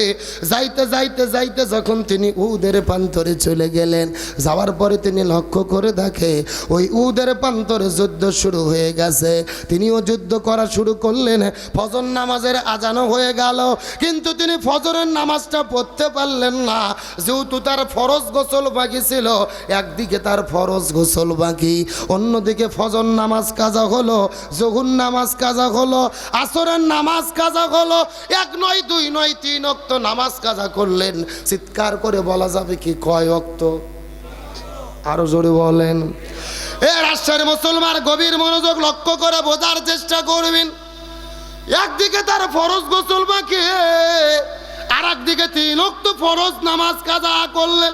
আসর নামাজের পরে যুদ্ধ করতে করতে কয়েকজন কাফেরকে জমিনের মধ্য থেকে বিদায় করে দেওয়ার পরে মাগরিবের নামাজের কিছু সময় আগে লক্ষ্য করে দেখা গেল একটা কাফের পেছন দিক থেকে যাওয়ার পরে হানজালার কাঁধের উপরে যখন জোরে আঘাত করলেন, হযরতে হানজালা মাটির মধ্যে পড়ে গেলেন। তার কাঁধের মধ্য থেকে ঝরঝর করে রক্ত পড়ে, দেহ থেকে তার হাতটা আলাদা হয়ে গেল। রক্ত পড়তে পড়তে কিছুক্ষণ পরে লক্ষ্য করে দেখা গেল সাহাবী হানজালা বাসর ঘরের মধ্যে বউ রেখে জিহাদের ময়দানে আসার পরে আল্লাহর ডাকে সাড়া দিয়ে তিনি জমিন থেকে শহীদ হয়ে বিদায় নিয়ে চলে গেলেন।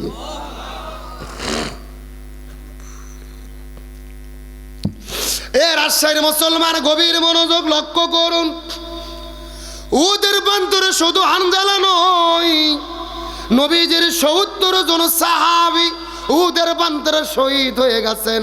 আজকেও যারা মক্কা মদিনায় হজ আর উমরা করার জন্য গেছেন, এই যে আমার প্রিয় ভাই ইসমাইল আলম হাসানি ভাই নিজেও গিয়েছেন, দেখে এসেছেন। ওই উহুদ পাহাড়ের পাদদেশে একই জায়গার মধ্যে ৭০ জন সাহাবীর কবর কিন্তু আমার নবীজি বড় দয়া করে মায়া করে মহব্বত করে একই জায়গার ভেতরে উহুদের প্রান্তরে নবীজি ৭০ জন সাহাবী শহীদ হয়েছিল। আমার নবীজি বড় দয়া করে মায়া করে মহব্বত করে ওই একই জায়গার ভেতরে কান্না করে ৭০ জন সাহাবীর কবর আমার নবীজি দিয়ে রেখেছেন। ওই মদিনা যাওয়ার পরে লক্ষ্য করে দেখলাম মদিনার ভেতরে হাজার হাজার পাহাড় দেখা যায়, কোন পাহাড় কিন্তু অতটা লাল না। উহুদ পাহাড়কে যত পরিমাণ লাল দেখা যায়, অন্যান্য পাহাড় কিন্তু অত পরিমাণ তত লাল দেখা যায় না। আমি মদিনার মানুষদেরকে জিজ্ঞেস করে বললাম, ভাই এই মদিনার মধ্যে হাজার হাজার পাহাড়ের ভেতরে কোনো পাহাড় অতটা লাল না, উহুদ পাহাড় এত পরিমাণ লাল কেন দেখা যায়? মদিনার মানুষেরা বলে, হুজুর আমরা আমাদের পূর্বপুরুষের কাছে শুনেছি, কোন কিতাবের মধ্যে পড়ে দেখেছি, আমাদের নবী যখন উহুদের যুদ্ধের দিনে যুদ্ধ করতে করতে উহুদের প্রান্তরে চলে গেছে, ওই কাফেরের বাচ্চারা পেছন দিক থেকে আসার পরে নবীজির মাথার উপরে যখন হেলমেটের মধ্যে আঘাত করেছে, নবীজির মাথার হেলমেটটা ভাঙার পরে নবীজির হেলমেটটা ভেঙে গিয়ে নবীজির দাঁতের মধ্যে ঢুকে পড়েছে, নবীজির দন্দন মোবারক শহীদ হয়ে গেছে। একটা ফোঁটা রক্ত যখন নবীজির মুখ থেকে বের হওয়ার পরে ওই মদিনার মধ্যে পড়েছে, ওই পুরো মদিনা থরথর করে কাঁপা শুরু করেছে। নবীজির মুখের একটা ফোঁটা রক্ত যখন উহুদের প্রান্তরের মধ্যে পড়েছে, ওই উট পাড়টা কাঁপতে কাঁপতে কাঁপতে কাঁপতে ওই সাদা আর কালো থেকে লাল আকার ধারণ করেছে।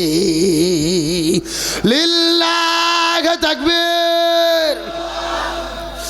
আমি নবী না চিনিলাম, কি ভুল করিলাম, আমি নবী না চিনিলাম, কি ভুল করিলাম, ভস্মে ঢালিলাম ঘি, মানুষ হইয়া জন্ম লইয়া মানুষের করিলাম কি, আমি মানুষ হইয়া জন্ম লইয়া মানুষের করিলাম কি। আমার নবীজির মুখে রক্ত পরে পুরো মদিনা লালে লাল হয়ে গেলেন। আমার নবীজি মদিনার প্রান্তরে উহুদ পাহাড়ের নিচে নবীজি হাউমাউ করে কান্না করতেছেন। এমন সময় লক্ষ্য করে দেখতে পারেন মদিনা শহরের মধ্য থেকে একটা মেয়ে কান্না করে উহুদের প্রান্তরের দিকে দৌড়ে চলে আস। নবীজি আমার লক্ষ্য করে দেখলেন ওই মেয়েটির হাতের মধ্যে মেহেদি, পায়ের মধ্যে মেহেদি। নবীজির বুঝতে বাকি রইল না, মেয়েটি বাসর ঘরের মধ্য থেকে উহুদের প্রান্তরে দৌড়ে চলে আস। আমার নবীজি মেয়েদের কাছে জিজ্ঞাসা করলেন, এখন নববধূ তুমি বাসর ঘরের মধ্য থেকে ওদের প্রান্তরে কেন দৌড়ে আসো বলো তো দেখি। এমন সময় মেয়েটি কান্না করতে বলে, ইয়া রাসূলুল্লাহ আপনি কি আমাকে চিনতে পেরেছেন নাকি? আমি তো সেই মেয়ে গতকালকে বিকেলবেলা আপনার চাচা হানজালার সঙ্গে আপনি যেই মেয়েটিকে বিবাহ করে দিয়েছিলেন। ওগো নবীজি আপনার কি মনে পড়ে গতকালকে বিকেলবেলা আপনি যেই মেয়েটির সঙ্গে আপনার চাচার বিবাহ করে দিয়েছিলেন? আমি তো সেই মেয়ে, আপনার চাচা হানজালা আমাকে বিয়ে করার পরে আমাকে নিয়ে যখন বাসর ঘরের মধ্যে চলে গেলেন গেলেন। ওই বাসর ঘরের মধ্যে আমাদের প্রেম ভালোবাসা মহব্বত চলতেছিল, কিন্তু বাইর থেকে কে যেন ডেকে বলে কুতিলা মুহাম্মদ, মুসলমানদের নবী জমিন থেকে বিদায় নিয়ে চলে গেছে। এই কথা শোনার পরে আমার স্বামী বাসর ঘর থেকে বের হওয়ার পরে এক দৌড়ে যুদ্ধের ময়দানে চলে এসেছে, যুদ্ধ করা শুরু করে দিয়েছে। ওগো নবীজি, আমি শুনতে পেরেছি আমার স্বামী নাকি জমিন থেকে শহীদ হয়ে বিদায় নিয়ে চলে গেছে। ওগো নবীজি, আপনি ভুল বুঝবেন না, আপনি পেরেশানি হবেন না, আমার স্বামী জমিন থেকে বিদায় নিয়ে চলে গেছে, এই জন্য আমি কান্না করি না। আমার কান্না করার কারণ হলো আমার স্বামীর ফরজ গোসল বাকি আছে। ও গো নবীজি, আপনি একটু আমার স্বামীর জন্য গোসলের ব্যবস্থাটা করে দেবেন। আমার স্বামী জমিন থেকে বিদায় নিয়ে চলে গেছে, এই জন্য আমি কোনো কান্না করিনি। আমার কান্না করার কারণ হলো আমার স্বামীর ফরজ গোসল বাকি, আপনি একটু গোসলের ব্যবস্থাটা করে দেন। তার কারণে ইসলামী শরীয়তের বিধান হলো কোনো মুসলমান ইমানদার যদি যুদ্ধ করার জন্য জিহাদের ময়দানে চলে যায়, যুদ্ধ করতে করতে করতে করতে যদি শহীদ হয়ে চলে যায়, এর জন্য নতুন করে এর জন্য নতুন করে জানাজা করা হয় না, এদের জন্য নতুন করে কাপড়ের কাপড় পরানো হয় না, এদেরকে নতুন করে গোসল করে দেওয়া হয় না, এদেরকে নতুন করে কাফন পরানো হয় না, এদের করে নতুন করে গোসল করানো হয় না।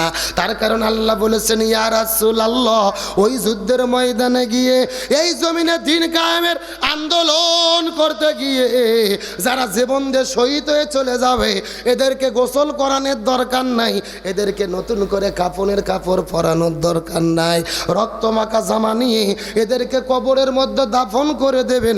এই মানুষগুলো হাসরের ময়দানে রক্ত মাখা জামা নিয়ে আল্লাহর কাছে শহীদদের কাতারে দাঁড়ায়া যাবে। লিল্লাহ তাকবীর। এই জন্য আমি এটা ডাকতে বলি, ইয়া রাসূলুল্লাহ, আমার স্বামী বিদায় নিয়ে চলে গেছে, এই জন্য আমি কান্না করি না। আমার স্বামীর একটু ফরজ গোসল বাকি, আপনি দয়া করে একটু গোসলের ব্যবস্থাটা করে দেবেন। তার মানে বোঝা গেল ইমানদার ব্যক্তি যারা হয় আস্তে আস্তে জীবন দিয়ে বিদায় নিয়ে চলে যায়, কিন্তু জালেমের কাছে মাথা নত করে। এই জমিনের মধ্যে গত 16 বছরের মধ্যে আমরা লক্ষ্য করে দেখেছি, আমাদের নাকিব, আমাদের আবার মৌলানা মতুর রহমান নিজামী, আব্দুল কাদের মোল্লা, সালাউদ্দিন কাদের শাকা চৌধুরী, আলী হাসান মোহাম্মদ মুজাহিদ, মীর কাসেম আলী মিঠু ভাই সহ আমাদের নকিব, আমাদের আবারগুলো আস্তে আস্তে ফাঁসির দড়িতে ঝুলেছে, কিন্তু জালেমের কাছে মাথা নত করে। এ রাজশাহীর মুসলমান গভীর মনোযোগ লক্ষ্য করুন, ইমানের শক্তি কাকে বলে, ইমানের পাওয়ার কাকে বলে লক্ষ্য করুন। আমাদের মীর কাসেম আলী মিঠু ভাইয়ের জীবনের মধ্য থেকে একটা ঘটনা মনে পড়ে গেল, শিক্ষার জন্য 1 মিনিটের মধ্যে আপনাদের মধ্যে বলতে চাই। এই জমিনের মধ্যে যখন আন্তর্জাতিক অপরাধ ট্রাইব্যুনাল গঠন করা হলো, মীর কাসেম আলী ভাই তখন আমেরিকার মধ্যে ছিলেন, তখন আত্মীয় স্বজন ডেকে বলেছিল, আপনাকে দেশে যাওয়ার জন্য দরকার নাই, আপনি যদি দেশের মধ্যে যান, দেশে গেলে আপনাকে গ্রেপ্তার করা হবে, অন্যায়ভাবে জেলে ঢুকাবে, ফাঁসির দড়িতে ঝুলাবে, আপনাকে দেশে যাওয়ার দরকার নাই। মীর কাসেম আলী ভাই বলেছিল, এ পৃথিবীর মানুষেরা, আমি দেশের মধ্যে যাব, জেলের মধ্যে বন্দী হব, প্রয়োজনে ফাঁসির দড়িতে ঝুলব রে, আমি তারপরে প্রমাণ করতে চাই আমি মীর কাসেম আলী কোনো অন্যায় করি নাই। এই কথা বলার পর মীর কাসেম আলী ভাই দেশের মধ্যে ফিরলেন, অন্যায়ভাবে তাকে গ্রেফতার করা হলো, জেলের মধ্যে ঢোকানো হলো, 3 বছর ধরে মিথ্যা মামলা দিয়ে, মিথ্যা সাক্ষী দিয়ে, মিথ্যা রায় দিয়ে তার বিচার করে ফাঁসির রায় দিয়ে দেওয়া হলো।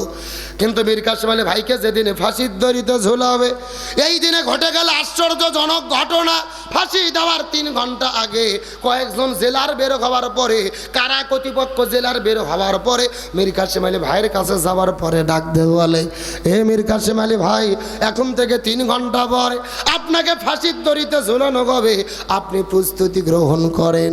এই কথা শোনার পরে মীর কাসেম আলী ভাই বলেছিলেন, আলহামদুলিল্লাহ, আল্লাহ মনে হয় আমাকে শহীদ হিসেবে কবুল করবে। এই কথা বলার পর মীর কাসেম আলী ভাই ঘড়ির দিকে লক্ষ্য করলেন। তিনি দেখতে পেলেন এখনো 3 ঘন্টার সময় বাকি। মীর কাসেম আলী ভাই বলেছিলেন 3 ঘন্টার সময় বাকি আছে, এতগুলো সময় তো নষ্ট করার কোনো দরকার নাই, আমি একটু ঘুমাই পড়ি, কিছুক্ষণ ঘুম পারি, 1 ঘন্টা ঘুমানোর মতো সময় দেন, আপনারা চলে যান, 1 ঘন্টা পরে আমাকে ঘুম থেকে ডেকে দেবেন। আমি 1টা ঘন্টা ঘুম পাড়ার পরে, আমি ঘুম থেকে ওঠার পরে আল্লাহর সঙ্গে ফ্রেশ মাইন্ডে দেখা করতে চাই। এই কথা বলার পর মীর কাসেম আলী ভাই ঘুমায়া বললেন। কারা কর্তৃপক্ষ জেলারগুলো 2 ঘন্টা পরে বের হওয়ার পরে মীর কাসেম আলী ভাইকে ডাকার জন্য চলে গেলেন। ওই ঘরের মধ্যে যাবার পরে লক্ষ্য করে দেখতে পারেন 2 ঘন্টা পরে যেই মানুষটাকে ফাঁসির দড়িতে ঝোলানো হবে, ওই মানুষটা নাক ডেকে ডেকে ফুফাইয়া ফুফাইয়া শব্দ করে করে করে করে তিনি ঘুম পাচ্ছে। কারা কর্তৃপক্ষ মীর কাসেম আলী ভাইকে ঘুম থেকে ডেকে দিলেন। মীর কাসেম আলী ভাই ঘুম থেকে ওঠার পরে সুন্দর করে ওযু করে গোসল করে পাঞ্জাবি পায়জামা পরার পরে তিনি রেডি হয়ে গেলেন ফাঁসির দড়িতে ঝোলার জন্য। 4 জন পুলিশ আসার পরে মীর কাসেম আলী ভাইয়ের হাতটা ধরলেন, ওই ফাঁসির কাছটার দিকে নিয়ে চলে যাবে। তার হাতটা ধরার সঙ্গে তিনি জোরে হাঁচকা টান মারলেন, ডাকতে বলে, এ প্রশাসনের ভাইরা, আমার হাত ধরতে পারবা না, আমার হাত ধরার কোনো দরকার নাই, আমাকে জোর করে ফাঁসির কাষ্টের দিকে নিয়ে যাওয়ার দরকার নাই, আমি নিজে নিজেই হেঁটে হেঁটে ফাঁসির কাষ্টে যেতে চাই। এই কথা বলার পর প্রশাসনের ভাইরা বলে, না, কখনোই সম্ভব নয়, সরকার আমাদেরকে চাকরি দিয়েছে, বেতন দেয়, আমাদের কাজে হলো আসামিদেরকে ধরে ধরে ফাঁসির কাষ্টে নিয়ে যাওয়া। এই কথা বলার পর মীর কাসেম আলী ভাই পকেটের মধ্য থেকে একটা চিঠি বের করার পরে প্রশাসনের হাতের মধ্যে দেওয়ার পরে বলেছিল, বিচারক যেই দিন আমাকে ফাঁসি রায় দিয়েছিল সেই দিন বলেছিল, মীর কাসেম আলী, আপনাকে ফাঁসির দড়িতে ঝোলানো হবে, কিন্তু আপনাকে একটা কাগজ দিয়ে দিলাম, আপনার জীবনের যদি শেষ কোনো ইচ্ছা থাকে এই কাগজের মধ্যে লিখে কারা কর্তৃপক্ষের কাছে জমা দেবেন, আপনার জীবনের শেষ চাওয়াটা পূর্ণ করা হবে। আমার জীবনের তো শেষ কোনো চাওয়া ছিল না, এই জন্য কাগজটা ব্যবহার করি নাই। আজকে তুমি কারা কর্তৃপক্ষের কাছে গিয়ে তোমরা বলো, আমার জীবনের শেষ চাওয়া হলো আমি নিজে নিজেই হেঁটে হেঁটে ফাঁসির কাষ্টে যেতে চাই। এই কথা বলার পরে কারা কর্তৃপক্ষ চিঠিটা নিয়ে কারা প্রধানের কাছে চলে গেলেন, তার চিঠিটা মঞ্জুর হয়ে গেলেন। মীর কাসেম আলী ভাইকে ছেড়ে দিলেন ফাঁসির কাষ্টের দিকে হেঁটে হেঁটে যাওয়ার জন্য। মীর কাসেম আলী ভাই হেঁটে হেঁটে যাওয়া শুরু করলেন। পিছন দিক থেকে একটা পুলিশ হাতটা টেনে ধরে বললেন, ও ভাই মীর কাসেম আলী, জীবনে কতদিন হলে চাকরি করি, কোনো দিন তো কোনো মানুষকে ইচ্ছে করে হেঁটে হেঁটে যেতে দেখি নাই, আমরা জোর করে নিয়ে যাই, তারা যেতে চায় না, আপনি নিজে নিজেই ফাঁসির কাষ্টে কেন যেতে চান? এই কথা বলার পরে মীর কাসেম আলী ভাই বলেছিল, এ পৃথিবীর মানুষেরা, তোমরা ভালোভাবে শোনো, তোমরা তো দেখতে পারো না রে, তোমরা দেখতেছো ফাঁসির দড়ি, আর আমি লক্ষ্য করে দেখতে পারি ওই জান্নাতে ফেরেশতারা আমার জন্য জান্নাতের মালা নিয়ে দাঁড়িয়ে আছে। লিল্লাহি তাকবীর ওয়ালা তাকুলু লিমান ইউকতালু ফি সাবিলিল্লাহি আমওয়াত বাল আহয়াউ ওয়ালাকিন লা তাশউরুন। আল্লাহ তাআলা ডাকতে বলে, পৃথিবীর মানুষেরা গভীর মনোযোগ লক্ষ্য করো, এই জমিনের মধ্যে যারা জীবন দিয়ে বিদায় নিয়ে চলে যায় এরা কখনোই মরে না, এরা কখনো মরে না, এরা কখনো মরে না, এরা হলো জিন্দা, এরা হলো জিন্দা, এরা হলো জিন্দা। এই জমিনের মধ্যে দিন কায়েমের জন্য হাসতে হাসতে যারা জীবন দেয় এরা কখনো মরে না রে। এরা বিদায় নেওয়ার সাথে সাথে আল্লাহ এদেরকে জান্নাতের পাখি করে বানায়া দেয়। লিল্লাহে তাকবীর। গভীর মনোযোগ লক্ষ্য করুন রাজশাহীর মুসলমান ভাইরা, আমার মনে বলে এই সমস্ত মানুষের জীবন দেওয়ার ওসিলেই এই বাংলার জমিনে আল্লাহ নতুন করে একটা স্বাধীনতা দান করেছে। ওই কোরআনের পাখি শহীদ আল্লামা দিলওয়ার হোসেন সাঈদীকে 13 বছর ধরে জেলে বন্দি রাখার পরে ওই জেল থেকে বের করে হসপিটালে ভর্তি করার পরে তারা সেই হসপিটালের মধ্যে ইনজেকশনের সিরিজের মধ্যে বিষ ঢুকাইয়া আল্লামা সাঈদীকে পরিকল্পিতভাবে তারা হত্যা করেছে। আরো ধরে বলেন। তার কারণ আল্লামা সাঈদীকে হসপিটালে নিয়ে যাওয়ার পরে যেই ডাক্তারকে চিকিৎসা করার দায়িত্ব দিয়েছিল ওই ডাক্তারের নাম হলেন ডাক্তার মোস্তফা জামান। এই ডাক্তার কোন ডাক্তার? যেই ডাক্তার 2013 সালে শাহবাগের গণজাগরণ মঞ্চে দাঁড়িয়ে স্লোগান দিয়েছিল, সাথে সাঈদী তুই রাজাকার, তুই রাজাকার, রাজাকারের ফাঁসি চাই। যেই লোকটা আল্লামা সাঈদীর ফাঁসি চাইল ওই লোকটাকে দিল চিকিৎসা করার দায়িত্ব। আমাদের বগুড়ার ভাষায় বলে শিয়ালের কাছে ছাগল বাগি। ওই হসপিটালে 2টা নার্স বলেছে আল্লামা সাঈদীর শরীরে এই ডাক্তার যখন ইনজেকশন পুশ করেছে তার কিছুক্ষণ পরে আল্লামা সাঈদী মৃত্যুর কোলে ঢলে পড়েছে। তার মানে বোঝা গেল আল্লামা সাঈদীর মৃত্যু কোনো স্বাভাবিক মৃত্যু ছিল না, এটা পরিকল্পিত হত্যাকাণ্ড। সুতরাং ডক্টর মোহাম্মদ ইউনূস সরকারকে বলবো, ওই কোরআনের পাখি আল্লামা সাঈদীকে পরিকল্পিতভাবে যারা মৃত্যুর দিকে ঠেলে দিয়েছে ওদের প্রত্যেককেই গ্রেপ্তার করে ফাঁসির দড়িতে ঝুলাতে হবে। কিন্তু আমি আপনাদেরকে বলতে চাই, আলেমদেরকে যারা হত্যা করেছে ওরা বর্তমানে দেশে আছে না পালাইছে? আরো জোরে বলেন না। কোথায় আওয়ামী লীগ, কোথায় কাদের কাকা, কোথায় গেল ওই জালেমের গরম গরম কথা? আরো জোরে বলেন, জোরে বলেন। কোথায় আওয়ামী লীগ, কোথায় কাদের কাকা, কোথায় গেল ওই জালেমের গরম গরম কথা? খেলা হবে, খেলা হবে, খেলা হবে, খেলা হবে, খেলা হবে বইলা কাকা গেল পালাইয়া। এ কথা কর না কে? তারা বলছিল খেলা হবে। এই ডায়লগ কে দিয়েছিল? এ জোরে বলেন কি কাদের? কাবুও কাদের? আমার ভাইয়ের হাসার জন্য বলি নাই, গভীর মনোযোগ লক্ষ্য করুন। এই ওবায়দুল কাদের মানুষের অন্তরে যত জ্বালা দিয়েছে এত জ্বালা বাংলাদেশে কেউ দেয় নাই। আরো ধরে বলেন না কেন? এরা বলছিল খেলা হবে, কিন্তু আসল খেলা যখন শুরু হলো এদেরকে খুঁজে পাওয়া গেল। এই যে গত 2 বছর আগে নির্বাচনের দিনে, ভোটের দিনে আমাদের এলাকার একটা মুরব্বী চাচা 80 বছর বয়স, ও চিন্তা করে 4টার দিকে যেহেতু ভোট আমি আর অজু নষ্ট করব না, ফজরের নামাজ পড়ে অজু আটকে থুয়ে 8টার দিকে ভোট দিতে গেছে। চাচা 8টার দিকে ভোট দিতে যাওয়ার পরে দেখে চাচা যাওয়ার আগে আর এক আল্লাহর ওলি এসে তাহাজ্জুদের নামাজ পড়িয়ে দিয়ে গেছে। কথা কি বোঝা যায়? চাচা গেছে ফজরের অজুতে ভোট দিতে, আর ওরা কাম সারছে কিসের অজু দিয়ে? তাহাজ্জুদের অজু দিয়ে। চাচা মন খারাপ করে চলে যাচ্ছে, ছেলেবেলা ডাকতে বলতে, এই চাচা শোনেন বাড়িতে চাচিকে নিষেধ করবেন, চাচিও যেন না আসে, তার কারণ চাচির ভোটও দেওয়া হয়ে গেছে। জোরখন সুবহানাল্লাহ। কি এ জোরখন নাউজুবিল্লাহ। এটা হলো আমাদের বগুড়ার খবর। আপনাদের এলাকার খবর কি? এ জোরে বলেন একই খবর। ভালো করে বোঝেন, গত 16 বছরে তারা যেই নির্বাচন করেছে, নিরপেক্ষ নির্বাচন যদি হইতো আর জামাত বিএনপির প্রার্থীরা যদি মাঠে থাকতে পারতো, এরা এমপি মন্ত্রী হওয়া তো দূরের কথা, একটা মেম্বার পর্যন্ত তারা হতে পারত না। আর বিনা ভোটে এমপি মন্ত্রী হয়ে কাজ পায় না, কোরআনের মাহফিল বন্ধ করে। এ কথা কর না কে? কিন্তু কি করবেন ভাই, দুঃখের কথা, এক ওবায়দুল কাদের চলে গেছে, আর এক ওবায়দুল কাদের বাংলাদেশে বের হয়েছে। এক হারুন চলে গেছে, আর এক হারুন বের হয়েছে।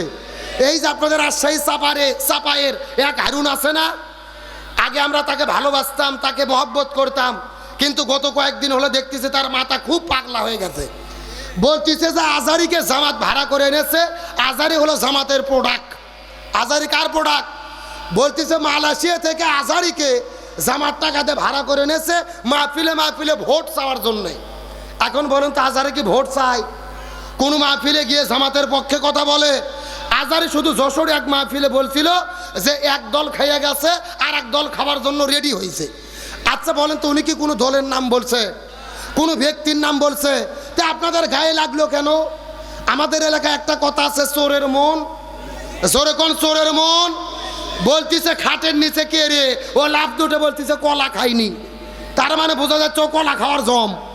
এ কথা কর না কে? আমরা হারুন সাহেবকে বলি মাথা ঠান্ডা করেন, মাথা পাগলামি করে যা তা বক্তব্য দেবেন না। উনি বলতেছে বাংলাদেশে মাহফিল বন্ধ করতে হবে, তার কারণ মাহফিলে রাজনীতি হচ্ছে, ভোট চাওয়া হচ্ছে। আমরা পরিষ্কার করে বলি, এই বাংলাদেশে গত 16 বছরে কোরআনের মাহফিল বন্ধ হয়েছে, বক্তাদের গ্রেপ্তার করা হয়েছে, মাইক পর্যন্ত কেড়ে নেওয়া হয়েছে। এই জন্য ওরা পালানোর সময় হেলিকপ্টারে কোনো মতো পালিয়ে গেছে। আপনারাও যদি আলেমদের বিরুদ্ধে দাঁড়ান, কোরআনের মাহফিল বন্ধ করেন, ওরা তো হেলিকপ্টার পাইছে, আপনারা হেলিকপ্টারও পাওয়ার সুযোগ পাবেন না। এ কথা কর না কে? আলেমদের বিরোধিতা এটা আমরা কখনো মানবো? আমরা যুগে যুগে দেখেছি আলেমদের বিরুদ্ধে যারাই লেগেছে তাদেরকে অপমানিত করেছে কে? আরো জোরে বলেন না। হ্যাঁ, গভীর মনোযোগ ভালো করে বুঝবেন। আজারি রাজনীতি করে, তবে কোনো দলের রাজনীতি করে না, আজারি রসুলের রাজনীতি করে, আজারি কোরআনের রাজনীতি করে। আর রসুলের এবং কোরআনের বক্তব্য শুনে আপনাদের শরীরে যদি চুলকনি শুরু হয়, তাহলে বোঝা যাবে আপনাদের ভেতরে অ্যালার্জি ব্যারাম আছে। আলোচনা কি চলবে? কথা বলেন চলবে? কারা কারা চলবে হাত তোলন তো দেখে। লিল্লাহে তাকবীর। আজকের মাহফিল চলছে, চলবে। রাজশাহীর মাহফিল, হাটরার মাহফিল কতক্ষণ চলবে? সারা রাত। কেরাটাকে হুজুর মারাবাস নাকি? আমার বাড়া সারা রাত নয়। আলোচনা যেহেতু শুরু করেছি, আর মিনিট 10 টাইম কি দেওয়া যাবে? জোরে বলেন দেওয়া যাবে? তাহলে জোরে বলেন সাহাবী হানজালার কি গোসল বাকি? আরো জোরে বলেন। আলোচনাটা অবশ্যই করব, তবে এখন যদি অনুমতি দেন আমি মহিলাদের জন্য 2 মিনিট কিছু বলবো। বলার দরকার আছে না নাই? আমার বন্ধুগণ, মুসলমান ভাইরা গভীর মনোযোগ লক্ষ্য করুন। এই যে আমার আগে আলোচনা করেছে যে মিরাজের আলোচনা শুনেছেন, কথাগুলো সুন্দর করে বোঝার চেষ্টা করবেন। আমার নবীজি মিরাজের রজনীতে সর্বপ্রথম চলে গেলেন তিনি জান্নাতের ভেতরে। ওই জান্নাতটা পরিভ্রমণ করার পরে আমার নবীজি যখন জান্নামের মধ্যে চলে গেলেন, ওই জান্নামে যাওয়ার পরে লক্ষ্য করে দেখে হাজার হাজার মহিলাদেরকে আগুন দিয়ে দাউ দাউ দাউ দাউ দাউ দাউ করে জ্বালানো হচ্ছে। কি বাবা কি না টাকা দিয়েছেন? আমি দেখছি তো, আমাকে তুলে দিয়েছেন। 11টার দিকে ওয়াজ করা লাগবে না? কালেকশন ধরলে লোক উঠে চলে যাবে। আচ্ছা, কথা কি ঠিক না? কালেকশন করবো, ঘন্টাখানিক ওয়াজ হওয়া লাগবে না? আমি তো গত বছর 3 ঘন্টা ওয়াজ করছি, তো আমাকে 9টায় দিতেন। আমি 9টার থেকে 12টা 3 ঘন্টা ওয়াজ করতাম, কালেকশনও করতাম। আমাকে দিলেন 11টার দিকে, অত তো কালেকশনও শেষ হয়নি। কি এ তো দারুণ বারে। এই আলোচনা চলছে, চলছে। আমার বন্ধুগণ, মুসলমান ভাইরা গভীর মনোযোগ লক্ষ্য করুন। নবীজি জাহান্নামের মধ্যে দেখতে পারলেন হাজার হাজার মহিলাদেরকে আগুন দিয়ে দাউ দাউ দাউ দাউ করে জ্বালানো হচ্ছে। এই মহিলাগুলো জোরে জোরে চিৎকার করে চেঁচামেচি করতেছে। আর মহিলাদের মাথার উপরে বসার পরে কিছু কাকগুলো তাদের মাথার মগজগুলো ঠুকুরে ঠুকুরে ঠুকুরে ঠুকুরে খাচ্ছে। এই দৃশ্য দেখার পর নবীজির মনটা বড় খারাপ হয়ে গেল। জিবরাইলকে জিজ্ঞেস করে বলে, ও ভাই জিবরাইল, এই সমস্ত মহিলাগুলো কারা তোমার কাছে জানতে চাই, বলো তো। জিবরাইল বলে, ইয়া রাসূলুল্লাহ, মনের মধ্যে কষ্ট নেবেন না, এই মাত্র আল্লাহ তাআলা জানায়া দিয়েছে আপনার উম্মতের ভেতরে অধিকাংশ মহিলারা জাহান্নামে যাবে। অধিকাংশ মহিলাগুলো যাবে কোথায়? এই কথা শোনার পরে নবীজির মনটা বড় খারাপ হয়ে গেল। জিবরাইলকে জিজ্ঞেস করে বলেন, ও ভাই জিবরাইল, অধিকাংশ মহিলা কেন জাহান্নামের মধ্যে যাবে? তুমি একটু দয়া করে বলো তো দেখি, জানতে চাই। জিবরাইল বলে, ইয়া রাসূলুল্লাহ, অধিকাংশ মহিলা জাহান্নামে যাবে। এর পেছনে অনেকগুলো কারণ রয়েছে, তার ভেতরে প্রধানত কারণ হলো 2টা। জোরে বলেন কয়টা? আরো জোরে, সাউন্ড নাই। আচ্ছা, আপনাদের কি কষ্ট হচ্ছে? এই যে আমি বসে আছি মাঝখান দিয়ে সোজা, ডান দিকে এক ভাগ, বাম দিকে আর এক ভাগ। আপনারা মুখ বন্ধ করেন, আপনারা বলেন তো দেখি, অধিকাংশ মহিলা জাহান্নামে যাবে, তার পেছনে কারণ হলো কয়টা? আরো জোরে। আপনারা মুখ বন্ধ করেন, আপনারা বলেন তো দেখি, অধিকাংশ মহিলা জাহান্নামে যাবে, তার পেছনে কারণ হলো কয়টা? ওরে বাবা, কেন ভাগ করে দেনা? সাউন্ড বাড়তিছে, তার মানে আপনি আলসামি করতেছেন না? আমার যে বন্ধুগণ মুসলমান ভাইরা গভীর মনোযোগ লক্ষ্য করুন। ডানে যারা আছেন কথা বলবেন, বামে যারা আছেন কথা বলবেন, মঞ্চে যারা বসে আছেন তারাও কথা বলবেন। সবাই মিলে চিৎকার করে একসঙ্গে বলেন তো দেখি, অধিকাংশ মহিলা জাহান্নামে যাবে, তার পেছনে কারণ হলো কয়টা? আরো জোরে, জোরসে বলো। এই কথা শোনার পর নবীজির মনটা বড় খারাপ হয়ে গেল। জিবরাইলকে জিজ্ঞেস করে বলে, ও ভাই জিবরাইল, কোন দুইটা কারণে মহিলারা জাহান্নামের মধ্যে যাবে? তুমি একটু দয়া করে বলো তো দেখি। জিবরাইল বলে, ইয়া রাসূলুল্লাহ, এই দুইটা কারণের মধ্যে প্রথম নম্বর কারণ হলো, যেই মহিলাগুলো মাথার চুলগুলো বের করে, আজরা পাজরা বের করে বেপরদা অবস্থায় রাস্তাঘাটে ঘোরাফেরা করে, এই সমস্ত মহিলাগুলো জাহান্নামের মধ্যে যাবে। তার মানে বোঝা গেল, বেপরদা নারী যারা জাহান্নামে যাবে তারা। এ শূন্যস্থান পূরণ বোঝেন না? জোরে, বেপরদা নারী যারা। কে রে ভাই, পর্দার মিছিল করতে কি আপনাদের ভয় লাগতেছে? এমন জোরে সাউন্ড দেবেন মহিলাদের কান পর্যন্ত যেন যায়। রাজি আছেন? একটু জোরে বলেন, বেপরদা নারী যারা, বেপরদা নারী যারা। এই কথা শোনার পরে নবীজির মনটা বড় খারাপ হয়ে গেল। আমার নবীজি জিজ্ঞেস করে বলেন, ও ভাই জিবরাইল, অধিকাংশ মহিলারা জাহান্নামের মধ্যে যাবে, তার মধ্যে এক নম্বর হলো বেপরদা নারী। এখন জোরে করে বলেন তো, এই দেশের মধ্যে বেপরদা নারী আছে না নাই? এ জোরে করে আছে না নাই? এই যে আজকে অনেক যুবক এসেছে আজকের এই মাহফিলে, আমি মনে করি মহিলাদের এই যে আজকে বর্তমানে দুরবস্থা, এর এক পেছনে কারণ হলো মহিলারা পর্দা করে না। আজকে আমার মেয়ে যদি পর্দা করতো, আপনার মেয়ে যদি পর্দা করতো, এই যুবকেরা এই মেয়েদেরকে ডিস্টার্ব করা তো দূরের কথা, মিস কল দেওয়ারও সুযোগ পেত না। এ কথা কন না গা। এখন আমরা মেয়েদেরকে বেপর্দা করে ছেড়ে দিছি, আর যুবকদেরকে ভয় দেখাচ্ছি, লাভ নাই। মহিলাদেরকে একমাত্র নিরাপত্তা দিতে পারে সেই বিধানের নাম কি? আরো জোরে বলে। আচ্ছা, আপনাদের রাজশাহী জেলা থেকে শুটকি মাছ পাওয়া যায়? জোরে কোন পাওয়া যায়? এ গভীর মনোযোগ দিয়ে লক্ষ্য করে বোঝার চেষ্টা করবেন। একটা মানুষ শুটকি মাছ কেনার পরে ঘরের মধ্যে পাতিলের মধ্যে রাখার পরে ওই পাতিলের মুখটা খোলা রেখেছে, ঘরের দরজাটাও খোলা রেখেছে। ওই বাড়ির পাশ দিয়ে যাচ্ছিল একটা বিড়াল, বিড়ালের নাকে যখন শুটকি মাছের গন্ধ লাগছে, এক দৌড়ে ঘরের মধ্যে যাওয়ার পরে দেখে ঘরের দরজা খোলা, পাতিলের মুখটা খোলা। ওই বিড়ালটা তখন শুটকি মাছ খাওয়া শুরু করে দিয়েছে। বাড়ির মালিক খোঁজ পাওয়ার পরে এসে বিড়ালটিকে ধরার পরে এমন মার মেরেছে, আর বিড়ালকে বলে দিয়েছে, বিড়াল আগামী কালকে যদি আবার শুটকি মাছ তুই খাইতে আসিস, তোকে মার দেব, জেলে বন্দি করব, তোকে হত্যা করে বিদায় করে দেব। এই করে বিড়ালটিকে ছেড়ে দিয়েছে। পরের দিনে আবার শুটকি মাছ পাতিলে রাখার পরে ঘরের দরজা খোলা রেখেছে, পাতিলের মুখটা খোলা রেখেছে। এখন আমি আপনাদেরকে জিজ্ঞাসা করি, বলেন তো দেখি, এই বিড়াল যদি পরের দিনে ওই বাড়ির পাশ দেয় আবার দৌড়ে চলে যায়, আর যদি নাকের মধ্যে শুটকি মাছের গন্ধ লাগে, ভাই ওই বিড়ালটি শুটকি মাছের দিকে যাবে কি যাবে না? এ জোরে বলেন, যাবে কি যাবে না? তার মানে শুটকি মাছের নিরাপত্তা দিতে গেলে ঘরের দরজা বন্ধ করা লাগবে, পাতিলটা বন্ধ করা লাগবে।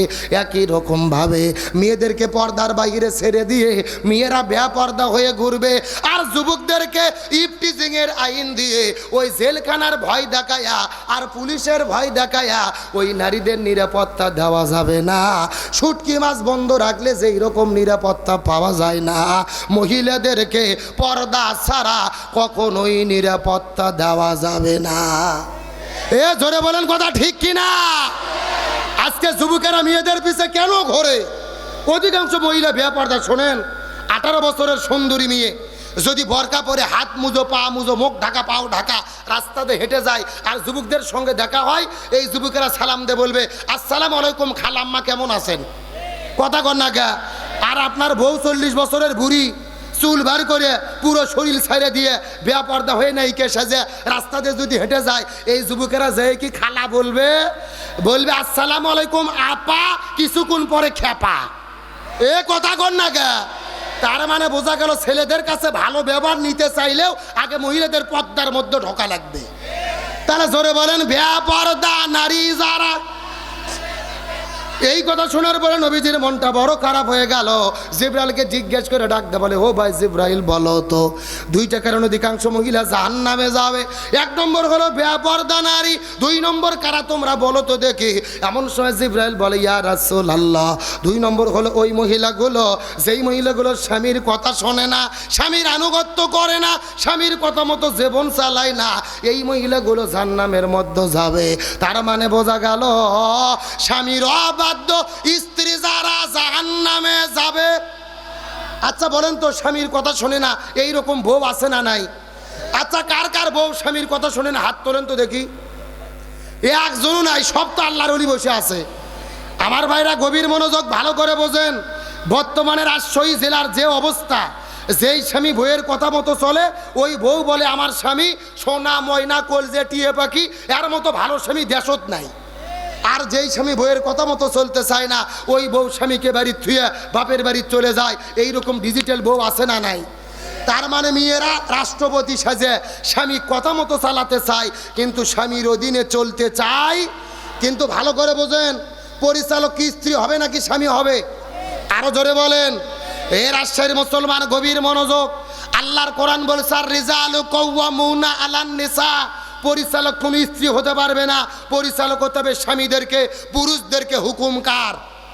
আরো জোরে বলেন।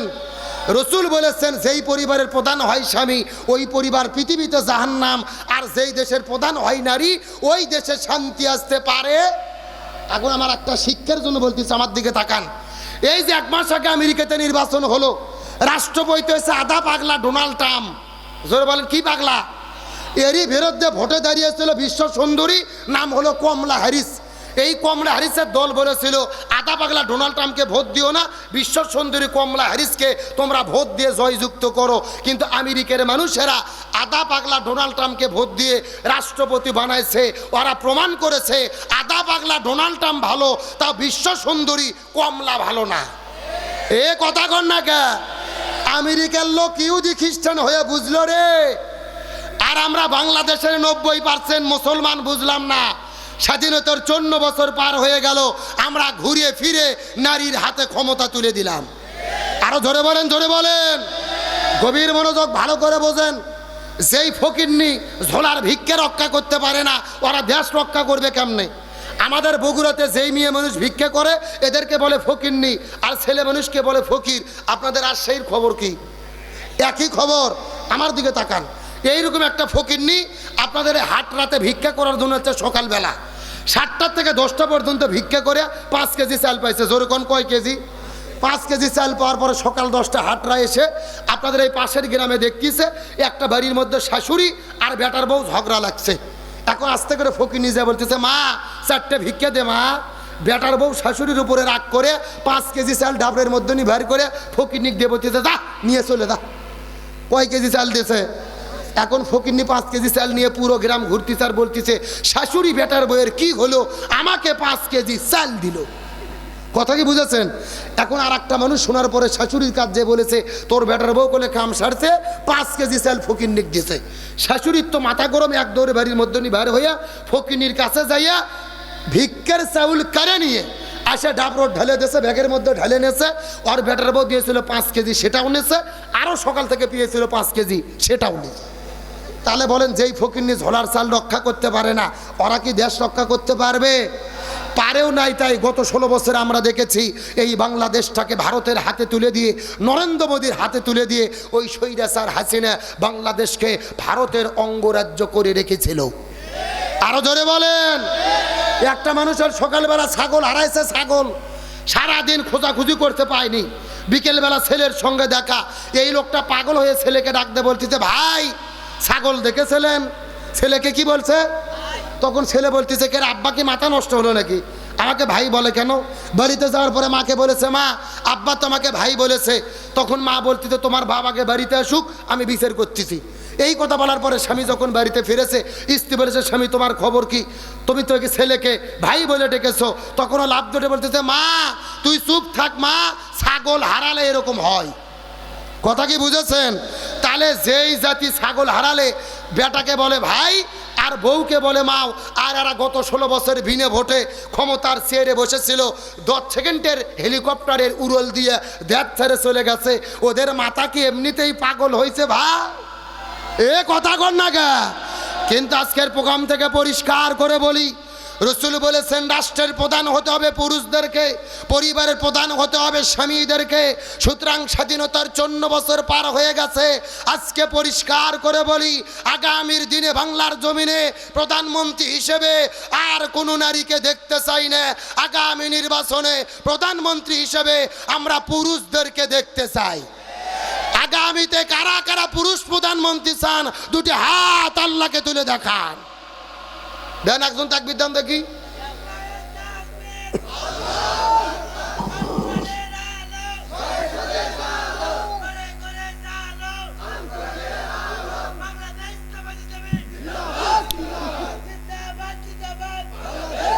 কে রে তাকবীর দিল? কে এটা রে? না না, এ তো বাঘের বাচ্চা। আল্লাহ এর ইমানি শক্তি আল্লাহ কবুল করুক। আমিন কোন? এ আমিন কোন? আচ্ছা, আমি যাই বক্তব্য দিই সেটা কি জামাতের বক্তব্য, চরমনায়ের বক্তব্য, রাজনীতির বক্তব্য? আল্লাহর কোরআন বলছে আর রিজালু কাওয়ামুনা আলান নিসা, পরিচালক নারী হবে না পুরুষ হবে। কে বলছে? শোনেন, আগামী নির্বাচনে কে ক্ষমতার যাবে আমরা জানি না। বিএনপি, জামাত, জাতীয় পার্টি কে ক্ষমতার গেল আমাদের দেখার দরকার নাই। আমাদের দাবি দেশ দলই ক্ষমতার যাক, প্রধানমন্ত্রী যেন পুরুষ হয়। তার কারণ আমাদের বগুড়ার কৃতি সন্তান বিএনপির তারেক জিয়া যদি প্রধানমন্ত্রী হয় আমাদের আপত্তি আছে। জামাতের আমির যদি প্রধানমন্ত্রী হয় আপত্তি আছে। চরমনের পীর যদি প্রধানমন্ত্রী হয় আপত্তি আছে। আমাদের কথা প্রধানমন্ত্রী যাই হয় হোক, একটা পুরুষ হোক, আমরা কোনো নারীর জ্বালা দেখতে চাই না। কথা কি ক্লিয়ার না ভেজাল আছে?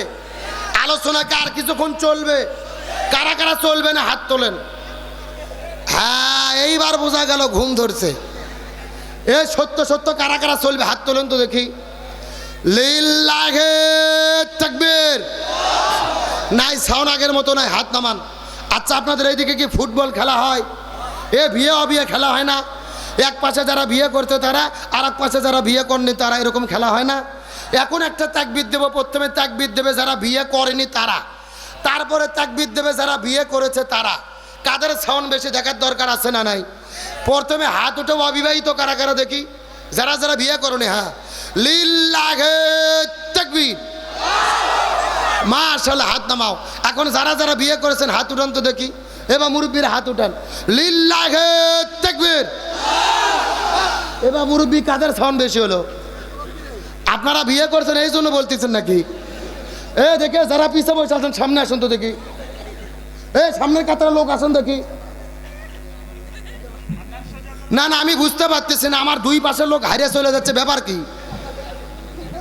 এখন হয়তো আপনারা বলবেন হুজুর ওয়াজ 12টা পার হয়ে গেছে, লোক তো হারাইবে। তা আমার কথা হলো 12টার বেশি আপনারা ওয়াজ শুনবেন না, তা আমাকে 10টার মধ্যে দিলেন না কেন? কথা কর না গা। আপনারাও বেঁচে যেতেন, আমিও বেঁচে যেতাম। এখন আমাকে বসে দিয়ে দুই পাশ ফাঁকা হয়ে যাচ্ছে। এ আরিফ ভাইয়ের কাছে আছেন দেখি। আপনার আমি থাকলে চলবে, আর কাকু লাগবে না। আর একজন ওখানে বসেন দেখি। এ আর একজন ওই ছেড়ে বসেন। আমার দিকে লক্ষ্য করেন। এখন বিয়ে ও বিয়ে সবাই মিলে একসাথে এমন একটা তাকবীর দেব, আশেপাশে কোনো সার পোকা, তেলা পোকা, উই পোকা, ইসলাম বিদ্বেষী শক্তি যদি থাকে ওদের অন্তরের জন্য কাঁপনি সৃষ্টি হয়। রাজি আছেন? দেখি সবাই টান টান হাত তোলেন তো দেখি সবাই। হ্যাঁ, সবাই হাতগুলো নাড়াচাড়া করেন তো দেখি। আলহামদুলিল্লাহ। একটু সবাই গলা কাকার দেন দেখি। লিল্লাহে তাকবীর। আল কোরআনের আলো সংসদে জালো, সারা বাংলায় জালো, সারা বিশ্বে জালো, দুনিয়ার মুসলিম ইসলামের শত্রুরা লিল্লাহে তাকবীর। আলহামদুলিল্লাহ বলেন। এখন দেখেন ঘড়ির কাঁটায় বাজতেছে 12টা 18 আর আপনাদের চোখের দিকে চাই মনে হচ্ছে সন্ধ্যা 7টা বাজে। রাত 12টা কোন দিক দিয়ে পার হয়ে গেছে আমরা বুঝতেই পারিনি। আলোচনা চলছে, মিনিট 10 টাইম কাট দেওয়া যাবে, ওটা উঠি করা যাবে। তাহলে চিৎকার করে বলেন সাহাবী হানজালার কি গোসল বাকি? আরো জোরে বলেন। এখন চিৎকার করে বলেন দেখি, বেপরদা নারী যারা, স্বামীর অবাধ্য স্ত্রী যারা। এই জন্য রাসূল বলেছেন মহিলাদের 4টে আমল করতে হবে। এই 4টে আমল করলে আল্লাহ তাআলা 8টা জান্নাতের দরজা খুলে দেবে। 1 নম্বর হলো নামাজ, 2 নম্বর হলো রোজা, 3 নম্বর স্বামীর খেদমত, 4 নম্বর পর্দা। রাসূল বলেছেন এই 4টা আমল যদি কোনো মহিলা করতে পারে আল্লাহ তাদের জন্য 8টা জান্নাতের দরজা খুলে দেবে। যেই দরজা পছন্দ ওই দরজা দিয়ে তারা জান্নাতে চলে যাবে। কিন্তু মেয়ে মানুষ যদি পর্দার বিধান মেনে না চলে আল্লাহ তাআলা তাদের কবরের মধ্যে কেমন আযাব দেবেন। আর 1 মিনিটের মধ্যে মহিলাদের আলোচনা করার পরে সামনের দিকে চলে যাব। মেয়ে মানুষ যদি পর্দা না করে তাদের কবরের মধ্যে কেমন আযাব হতে পারে। একটা বাস্তব সত্য ঘটনা আপনাদের মধ্যে বলতে চাই। ওই পাকিস্তান দেশের করাচি শহরের ঘটনা। আল্লামা তারেক জামিল রহমতুল্লাহ আলাইহি তার কিতাবের মধ্যে বর্ণনা করে বলেন, ওই পাকিস্তান করাচি শহরের ভেতরে একটা সুন্দরী মেয়ে বিদায় নিয়ে চলে গেলেন। ওই মেয়েটির বিদায়ের পরে মানুষেরা যখন কবর খোঁড়ার জন্য চলে গেল, কবর করতে করতে লক্ষ্য করে দেখা যায় ওই কবর খোঁড়া যখন শেষ হয়ে যাবে এমন সময় লক্ষ্য করে দেখে ওই কবরের ভেতরে 1 নয় 2 নয় 99টা সাপ এসে হাজির হয়ে গেছে। কয়টা সাপের কথা বললাম? এ রাষ্ট্রের মুসলমান গভীর মনোযোগ লক্ষ্য করুন। ওই কবরের মধ্যে 99টা সাপ আসার পরে মানুষেরা বড় আশ্চর্য হয়ে গেলেন। প্রথম কবর বাদ দিয়ে 2 নম্বর কবর করা শুরু করে দিলেন। ওই 2 নম্বর কবর করতে করতে 2 নম্বর কবর করা শেষ হয়ে গেছে। এমন সময় তারা লক্ষ্য করে দেখতে পারলেন ওই 2 নম্বর কবরের মধ্যেও 99টা সাপ এসে হাজির হলো। 2টা কবর বাদ দিয়ে 3 নম্বর কবর করা শুরু করলেন। ওই 3 নম্বর কবরের মধ্যেও লক্ষ্য করে দেখতে পারে আবার 99টা সাপ। মানুষেরা বড় টেনশনে পড়ে গেলেন। এলাকার পেপার পত্রিকার মধ্যে খবর চলে গেল। হাজার হাজার মানুষেরা আসার পরে ওই কবরের চতুর্দিক দিয়ে কবরগুলো ঘেরাও করে নিলেন। ওই পাকিস্তান দেশের বড় বড় মুফতি মুহাদ্দিস হুজুরদেরকে ডাকা হলো। আলেমদেরকে ডাকার পরে জিজ্ঞেস করা হলো, এ আলেমেরা মুফতি মুহাদ্দিসেরা আপনারা ফতোয়া দেন তো দেখি, একে একে 3টা কবর খনন করেছে, এই 3 কবরের মধ্যে 99টা করে সাপ কেন আসলো জানতে চাই। এখন আমরা কি ফয়সালা করব বলেন তো দেখি। পাকিস্তান দেশের আলেমেরা ডাক দিয়ে বলে, এ পৃথিবীর মানুষেরা 3টা কবর কেন, 3000 কবর কেন, 3 লক্ষ কবর কেন? তোমরা যদি 3 কোটি কবর খনন করো কোনো লাভ হবে না রে। ওই মেয়েটি যে পাপ করেছে ওই পাপের কর্মফল তাকে কবরে ভোগ করতে হবে। ওই মেয়েটি কি এমন পাপ করলেন যেই পাপের কারণে কবরের মধ্যে 99টা সাপ আসলো? আমাদের জানার দরকার আছে না নাই? আরো জোরে বলেন। আমি আপনাদেরকে অবশ্যই বলবো, তবে আপনাদের জিজ্ঞাসা করি বলেন তো ওই যে সাহাবী হানজালার কি গোসল বাকি? আরো জোরে বলেন। এই রাষ্ট্রের মুসলমানেরা গভীর মনোযোগ দিয়ে লক্ষ্য করে বোঝার চেষ্টা করেন। যেই বিষয়টা বোঝানোর জন্য এতক্ষণ পর্যন্ত আলোচনা করলাম, ওই মেয়েটি কান্না করতে করতে বলে, হুজুর আমার স্বামীর ফরজ গোসল বাকি, আপনি দয়া করে একটু আমার স্বামীর জন্য গোসলের ব্যবস্থাটা করেন। এই কথা শোনার পরে আমার নবীজি সাহাবীদেরকে বললেন, এ সাহাবীরা আমার চাচা হানজালার লাশটা কোথায় আছে তোমরা খুঁজে খুঁজে খুঁজে খুঁজে খুঁজে খুঁজে বের করো, তাকে গোসল করাতে হবে, নতুন করে কাফনের কাপড় পরাতে হবে। এই কথা শোনার পরে সাহাবীরা খোঁজাখুঁজি করলেন। দীর্ঘক্ষণ ধরে খোঁজাখুঁজি করেছে, কিন্তু দুর্ভাগ্যজনক ব্যাপার হলো সাহাবী হানজালার লাশটা খুঁজে পাওয়া যায়। সাহাবীরা বড় টেনশনের মধ্যে পড়ে গেলেন। রাসূলের কাছে আসার পরে বলে, ইয়া রাসূলুল্লাহ আমরা দীর্ঘক্ষণ ধরে খোঁজাখুঁজি করে সাহাবী হানজালার লাশটা খুঁজে পাই নাই। নবী বললেন, তোমরা ভালো করে খোঁজো, তোমরা ওই উহুদ পাহাড়ের চতুর্দিকে খোঁজো, মরুভূমির মধ্যে খোঁজো, খেজুর বাগানের মধ্যে খোঁজো, সাহাবী হানজালার লাশটা খুঁজে বের করো। সাহাবীরা আবার পুরো মদিনার মধ্যে খোঁজাখুঁজি করলেন, কিন্তু হানজালার লাশটা খুঁজে পাওয়া গেল। আমার নবীজি টেনশন করে গেলেন, নামাজের সেজদায় চলে গেলেন। নবীজি কান্না করে করে দোয়া করে লক্ষ্য করে দেখতে পারলেন আকাশের মধ্যে তাকায়া ঝিরঝির ঝিরঝির ঝিরঝির ঝিরঝির করে যখন বৃষ্টি পড়া শুরু করলো, নবী বড় টেনশনে পড়লেন। আকাশের মধ্যে মেঘ নেই, কোথায় থেকে বৃষ্টি পড়ে? নবী কান্না করে দোয়া করা শুরু করলেন। আল্লাহর পক্ষ থেকে জিবরাইল আলাইহিস সালাম আসার পরে বলে, ইয়া রাসূলুল্লাহ, আপনি টেনশন করবেন না, রাগ করবেন না, আপনি হলডিল হবেন না। আপনার চাচা হানজালা ওই বাসরঘরের মধ্য থেকে বের হওয়ার পরে চলে গেছেন জিহাদের ময়দানে। এই জমিনে দিন কায়েমের আন্দোলন করেছেন। আন্দোলন করতে গিয়ে জিহাদের ময়দানে শহীদ হয়ে গেল। একদিকে ফরজ গোসল বাকি ছিল, আর একদিকে 3 ওয়াক্ত ফরজ নামাজ কাজা ছিল। আল্লাহ তাআলা হানজালার উপরে এত বেশি রাজি খুশি হয়ে গেছে রে, স্বয়ং আল্লাহ আসমান থেকে ওই জান্নাতে ফেরেশতা পাঠায়া সাহাবী হানজালার জন্য হাউজে কাউসার আর জমজমের পানি দিয়ে ফেরেশতাদের মাধ্যমে গোসলের ব্যবস্থাটা করেছে। লিল্লাহ তাকবীর। ওগো নবী, আপনি টেনশন করবেন না। সাহাবী হানজালা দিন কায়েমের জন্য লড়াই করতে গিয়ে জীবন দিয়ে শহীদ হয়ে গেলেন। আল্লাহ তাআলা এত বেশি পছন্দ করলেন, আসমান থেকে ফেরেশতা পাঠিয়ে তার গোসলের ব্যবস্থাটা করে দিলেন। একদিকে ফরজ গোসল বাকি, আর একদিকে 3 ওয়াক্ত ফরজ নামাজ বাকি। আল্লাহ এত বেশি রাজি খুশি হলো, ফেরেশতাদেরকে দিয়ে তার জান্নাতের গোসলের ব্যবস্থাটা করে দিল।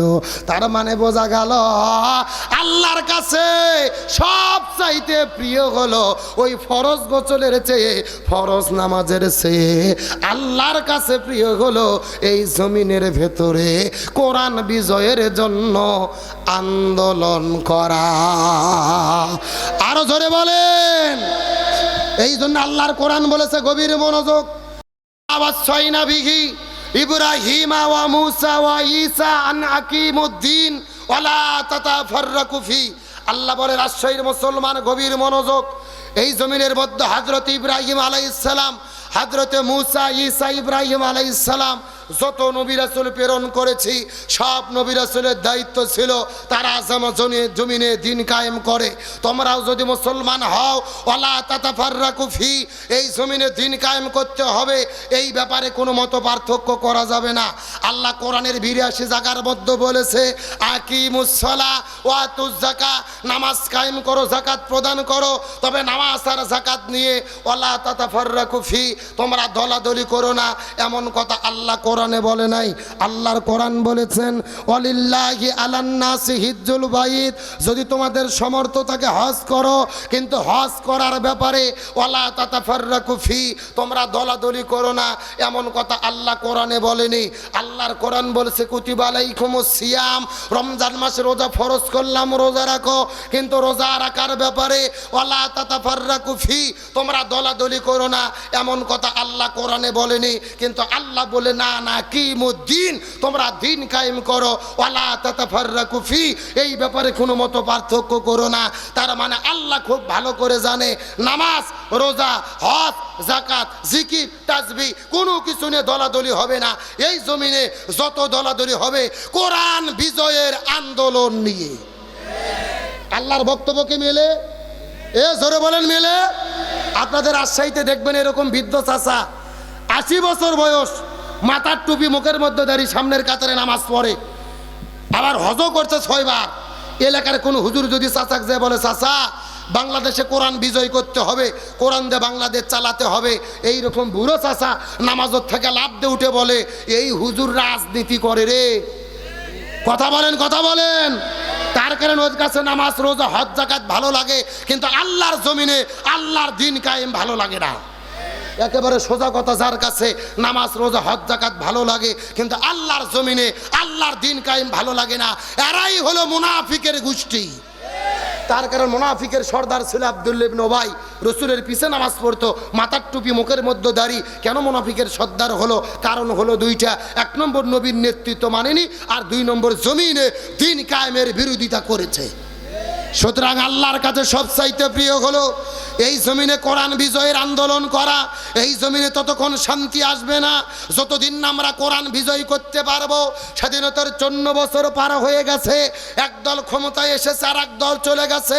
সুতরাং আজকের আলোচনার শেষ ঘোষণা হলো, আগামীতে বাংলার জমিনে সব দল দেখা শেষ।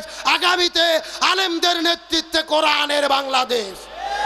সুতরাং আল্লাহর জমিনে আল্লাহর দিন কায়েমের জন্য আল্লাহর কাছে সবচাইতে প্রিয় কোরআন বিজয়ের আন্দোলন করে এই বাংলার জমিনে কোরআনকে প্রতিষ্ঠার আন্দোলনে শরীক হতে কারা কারা রাজি? দুটো হাত আল্লাহকে তুলে দেখান।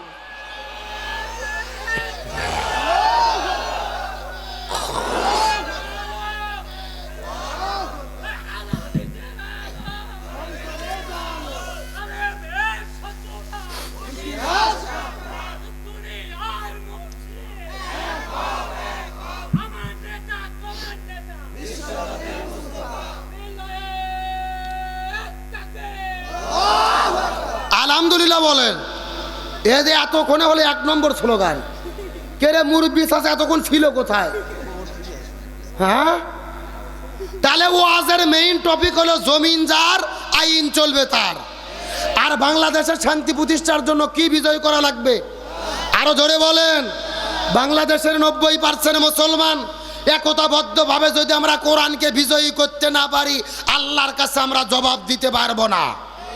এই জন্য কোরআনকে বিজয়ী করতে আমরা কি রাজি আছি?